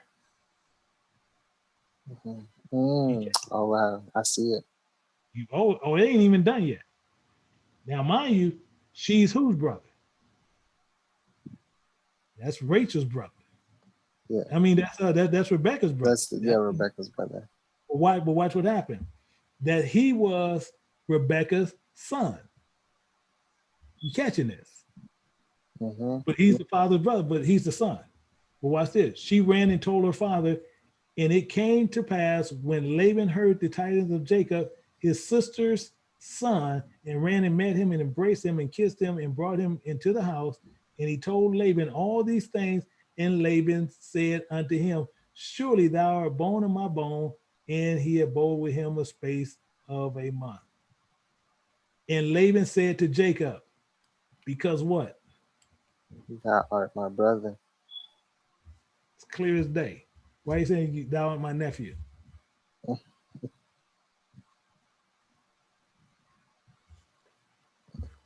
Clear as day. This is all through scripture like this. When they get to a certain age, then they see them, they're going to see him more as a brother and not going to sit there, this is my nephew. No, that's my brother. And that's how they was running it back then. But most people actually look over that and then most people get mixed up on it. So the same thing is, you know, they'll go through and say, you see guys, they'll go through and they'll sit there, oh yeah, you can do this, you can do this, you can do that, you can do this. And he's not saying that at all. All that's letting you know is, he clearly letting you know he is his mother's son and Laban is her brother. That's clear all through scripture. But now Laban and Jacob sitting there saying, hey, this is my brother. So that's why he telling, you are bone of my bone. You are my bone of my bone. You're a grown man. So me and you are brothers. That's all he's saying. Meaning what? We're related. That's all he's saying. But you have these camps that sit there and tell you all kind of other silly stuff. Oh yeah, this and that. And if you got to go and and you have to look at it in this way and see, and really he's his brother because it's good. And he's gonna tell you a whole bunch of stuff you don't see nowhere in scripture. And that's how that rolls through. I gotta tell you one thing. This is the last thing I'm gonna say. All right, so when I first got into the truth, I was listening to the IUIC guys. That's who got me into the truth. And this is funny. They were talking about what's their name? Abraham's cousin. Abraham's was it his cousin or his nephew that he saved? That was in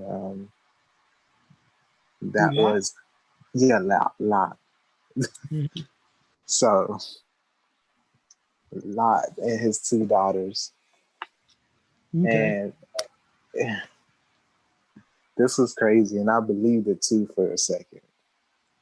They said, who I forgot the names of Lot's children. What were their names again? Who, Lot? You talking about one of them. I'm trying to remember their names now. Yeah, I'm having a brain fart. Yeah. One second, I can go to it to remember her name. Because that's where the Moabites come from. Yeah, the Moabites. No, just the Moabites and the what's the other one? Starts with the A, correct? I think I'm trying to remember because I don't really keep up with them. Yeah, but that's why I got to put them up. It's the Ammonites. Ammonites. But the funny story is there's like, they said, yeah, you know, they went into their father, they got their dad drunk and they went into him.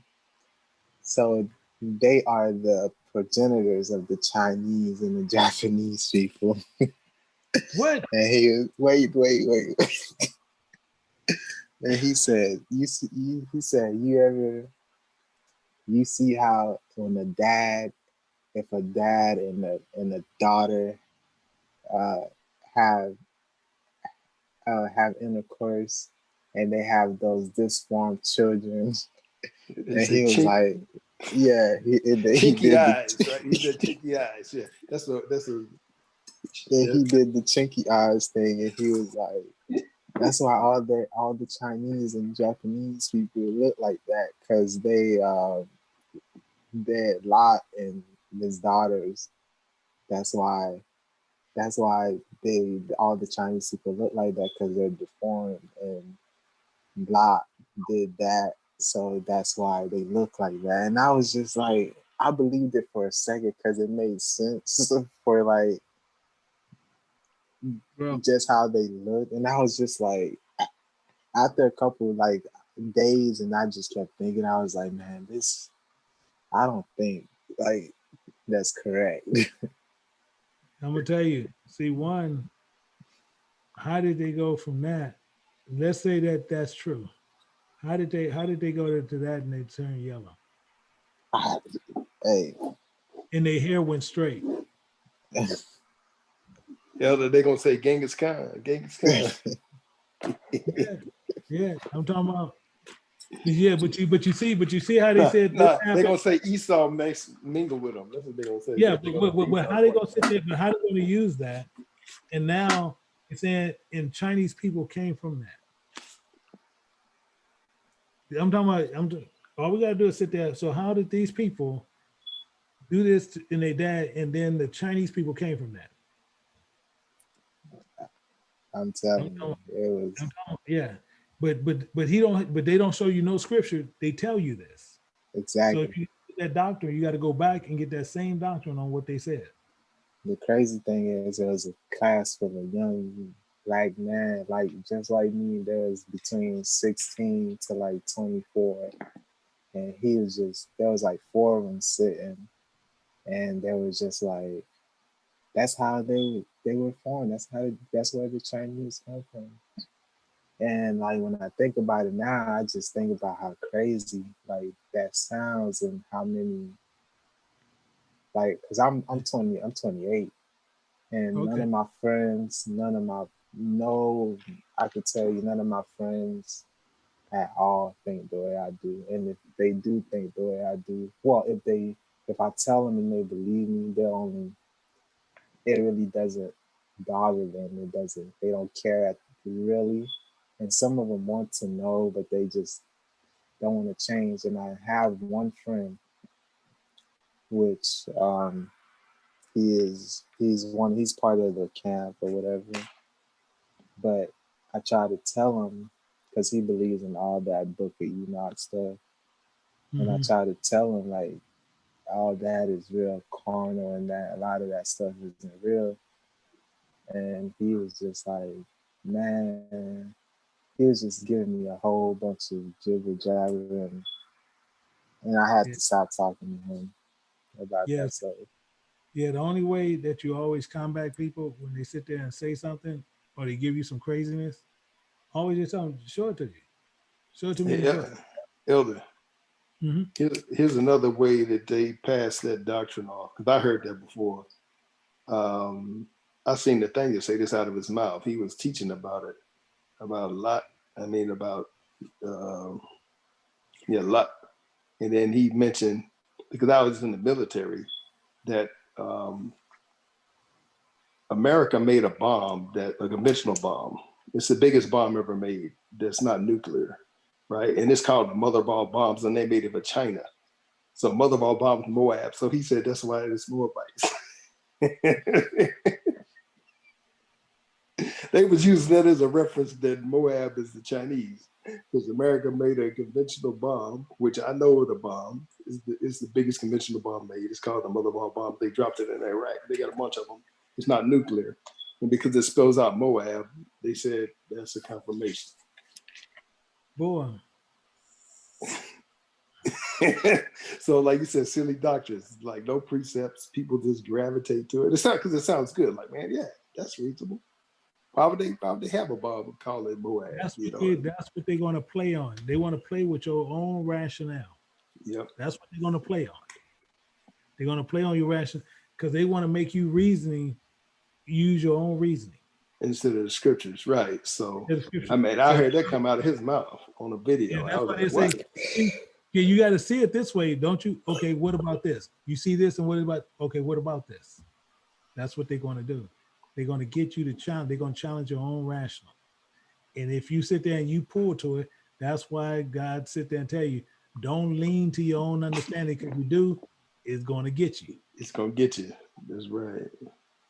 And so that's why the brothers will have a whole bunch of different books and charts. And yeah. You have a lot of them brothers that sit there and they want to show you how well studied they are. They got a bunch of, they got that Seaford Devil Bible. They got that Bible, and they got all these other books stacked up. And they see, we study all this, and then since the Zondervan Bible Compact Dictionary, since it got not the Negroes in there as in the dictionary, all of them, they done made that one of the best-selling dictionaries probably worldwide, because everybody fell for that too.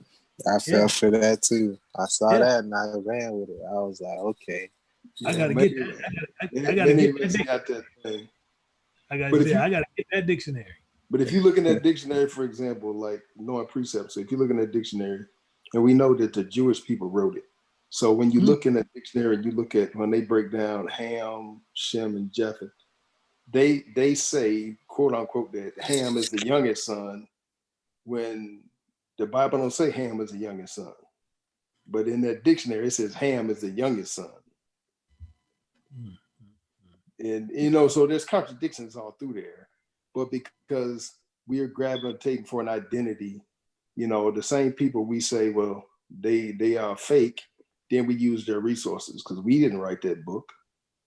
And we try to use that book as a clarification, and that's why a lot of people use like the Strongs and the Blue Letter. And that's why I appreciate KJBU teaching us, Elder, how to just use the King James and just keep it. That's what that brother couldn't see yesterday. He kept talking about the hidden books, the lost books. Like, what lost books? Yeah, lost books, and then I wasn't expecting it because the Book of the Wars actually is in the Bible, but soon I didn't know a fool wrote one, but somebody I didn't either. That was new to me. He said I think he may. Now you confirm he a liar, so he may have just been lying. I got that one. He was just in the flow. I got that one. I'm sitting there like, dude, the same thing. People got that Book of Jubilees, I'm talking about, if one guy on Facebook, I had to post some stuff over there, guy on Facebook talking about he got the apocalypse of Abraham. I'm talking about people don't understand the silliness that goes into those books, but people give you basically stories they write stories in the book to get you. So now they're telling you distinct information, and like sitting there where Abraham was doing this and doing that. So it's like telling you a story in the book. You don't see it nowhere else in the Bible, but they showing you the book of Jasher, what happened. One of the books where Esau went out and he the one killed Nimrod. Yeah, that's in the Sefer. Yeah, I forgot which book. It may be in Enoch in the Sefer, because I bought that dumb Sefer book. And then I was reading that. That's in the book of Jasher. It's in Jasher? Yeah, I was like, I was like, this is stupid. Nowhere in the Bible it puts Enoch and Nimrod together or whatever, Yeah.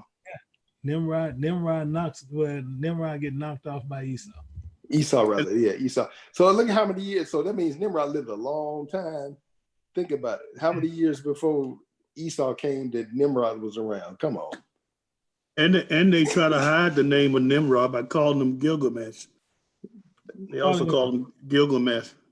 Yeah. Remember the what's them blue cartoon, the Smurfs? Yeah. And Gilgamesh that was always trying to catch him. The demon guy. Yeah, and they called Nimrod that name too. Okay, so the same thing, he was mixed up. He believed in Leviathan. He brought that up yesterday. He believes in Leviathan, that these big sea monsters. Yeah. He literally said that.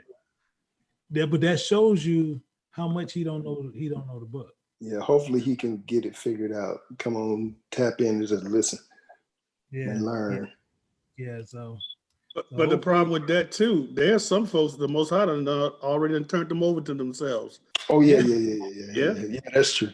Yeah. Yeah, and most people don't even know it. See, because he said, and what I try to stress to people, and I really want people to be stressed to that, when he said, when you refuse the spirit where it's showing you the truth and you refuse it, you're not forgiven now in this world. Yeah, the world come. Wow. And when the one comes, you ain't forgiving it now neither. I mean, what? Yeah. You ain't even coming over there. He's blunt. You know, I try to talk to my son. Now, his name, Elder, I really gave him a number. His name is Isaiah Elijah Pittman. And that joker, man, he done went and married a man and everything. He needs to live up to that name. Yeah, he posts some crazy stuff on Facebook all the time. He's just far gone. I mean, it's and I try to reach him, and he'll answer anybody else questions or whatever. He'll call them, but he will not call me. I've called him numerous of times, and that's tough. Yeah. So it's really, you know, where we'll sit there and we want to hold on to doctrines and just a bunch of silliness, and literally, you know, if we do something, and the same thing, like people will come over here and they can sit there and, oh yeah, well, they teaching precepts, but no, I don't believe that. I don't believe. Okay, they don't. See, it's that simple. My thing is, I can keep moving. See, but the main thing is, it has nothing to do with, so that's why he says, always, if you blaspheme the Son of Man, that's going to be forgiven. So you can say whatever you want to say about me. You'll be forgiven of that. Deny them scriptures. You can fold that book up, close it up. You might well see, start doing what you call it, yoga, to kiss your butt behind goodbye. Literally what's going to happen. So but people sit there and deny scripture, and then they try to tie it to people. And then the biggest thing is they got people sitting there where they holding on to flesh. Same thing. You're going over there to the straight way and all that, where they doing all those multiple women. They doing everything according to the flesh, which you still don't supposed to have multiple wives, but they doing it according to the flesh. Flesh and blood cannot inherit the kingdom of God. So why are they doing this? And they doing everything based on what they say David and Solomon did, but they doing stuff according to the flesh, and what they didn't even do. But since they read it and they looking at the surface, they believe it happened, so they doing it. And it's telling you all day long, flesh and blood is not going to inherit the kingdom of God, but I'm going to do this according to the flesh. He tell you don't follow the flesh, but they follow the flesh. I'm talking about everything he tell you don't do, they do. And then the first thing they tell you, are you guys doing Torah? Are y'all doing Torah? Are you guys doing Torah? They go to doing this, but the main thing is, once everything comes down to it, he's telling you who people going to see in the kingdom, who people going to see in the kingdom, who people going to see in the kingdom. All your work that you did according to your flesh is not going to see the kingdom of God. It tells you that clearly as day in the Bible. But they do everything according to the flesh, nothing according to God, because God is 100% spirit. So that's why I tell people, read Daniel. Daniel going to clarify everything.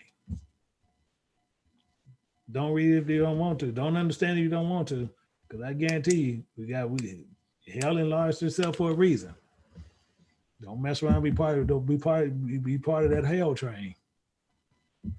So with that, I think we don't have no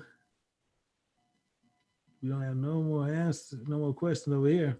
So we have none in the back. So that's cool. So what we're gonna do? We'll convene and tomorrow morning. If you guys, want to join in, we'll be over at Vimo tomorrow, and actually it's gonna be a pretty tough teaching, but they're actually gonna enlighten a lot of things because a lot of us actually don't know what we worship. A ton of us don't. Why? Especially if you're coming out of one of those other mainstream Christian places. Most of us don't even know what we worship, and we're going to actually find that out tomorrow. So hopefully you guys can join up with us. I don't know if one of the elders had anything that they wanted to state or anything, but they're more than welcome. We have two of them up here. We have two of them up here right now. I didn't know if they wanted to state anything other than that. If not, we're going to get ready. We're going to go out, and then you got Elder Smith. I just want to say, Elder, before you leave, a lot of those people in the past that spoke against you and saying you were teaching false doctrine, they fall in that category. Yeah, they're in that same category. See, because they're in that category. Yeah, see, the main thing is, and this is the craziest thing, when you don't side with them, that was the catch. They want you to side with them, and someone had that issue. Well, you ain't gonna side with me? Okay, you teaching false doctrine. Wait a minute. I don't side with you on something that don't have nothing to do with the Bible. Now I'm teaching. Okay, all right, that's cool. They were denying the Holy Ghost. Yeah, that's all it is. That's all they did. Yeah. But that's all I had to say. Okay, and that's why a lot of people don't know when I just done, I'm just done. I continue to move forward, and I don't try to go back and mend that. I keep moving forward. Yeah, some of them still try to reach out to me, Elder. Yeah, and I'd be like, how the heck you get connected with? I thought they be using different name and code. Pop. I had Sister Angie called a text me and said, how does Sister Tally get hooked up? She blocked it. Man, they trying all kinds of ways around to get back to find out what's going on. Yeah, and it's stupid. It's stupidity. Yeah, pure stupidity. Because the thing is, you want to move that direction. Just keep moving that direction. What's the sense of coming back over here? It boils down to make no sense. And the same thing is we stand on what we stand on, but the main thing is, same thing I tell people all the time, break the precepts. All my stuff is up there. All of it's up there. Break them. They right there before you. All you Thank you, Elder, for paying for my house. I was all that was out there. Yeah. Because I'm telling you, because man, I tell people this all the time. Break them. They right there. Nothing hidden. Break them, and then they'll sit there. The same thing as you can sit with some of their people, the other people. They'll sit there, and the first thing they're gonna try to do is, well, I get this verse. Let me explain this for me. Let me, it's gonna take me because I need you to understand this, and what this is actually saying, because this was happening back. They trying to get you ready to what they're gonna tell you to lie, and all you gotta do is run precepts. But this is what they do. We got a lot of people that holds on to it, and so a lot of people like to run with the crowd. They can continue to run with the crowd. My thing is just run with them. We good over here. We keep rolling with what we're doing, because tomorrow gonna be a humdinger, but then Sunday we're gonna be pulling into we pull into our Romans. We have a lot of people from a lot of different countries actually done pulled into Romans. So that's a good thing to where a lot of people are actually saying, like, I didn't know Paul talked like that. I didn't know Paul was like this. Sitting there like, boy, y'all don't know Paul. Yeah. Paul, every now and then Paul will throw you a little nice, a few nice little words. He like to open up with nice words, but then he end up just start jabbing you up, start beating you down. Worst thing is still what I see when he walks into, you just think how you would feel if he walked into a room full of us and he sit there and said he done walked around our place. He done seen all these guys. He said, and then y'all got one up here says an unknown God. That's the one I'm gonna tell you guys about. Don't you know how much disrespect? I'd be ready to kill that dude. I'm gonna tell you about the unknown God. And my God down there is God Zeus. And he gonna tell me, I'm gonna tell you about this one. An unknown God. Yeah, me and him gonna have an issue. That was Paul. That bold. But let me get ready to go out, my people. So I appreciate everybody. So tomorrow we'll start up, but same thing. Hopefully you guys remember. Go over there to Zoom. That's where we'll be live, and then the recording will be over here. So same time, same channel. So I appreciate everybody, and I just see everybody on Sabbath morning. So to everybody, I appreciate you. Everybody, shalom. Shalom. All right. Shalom, elders. Shalom, shalom.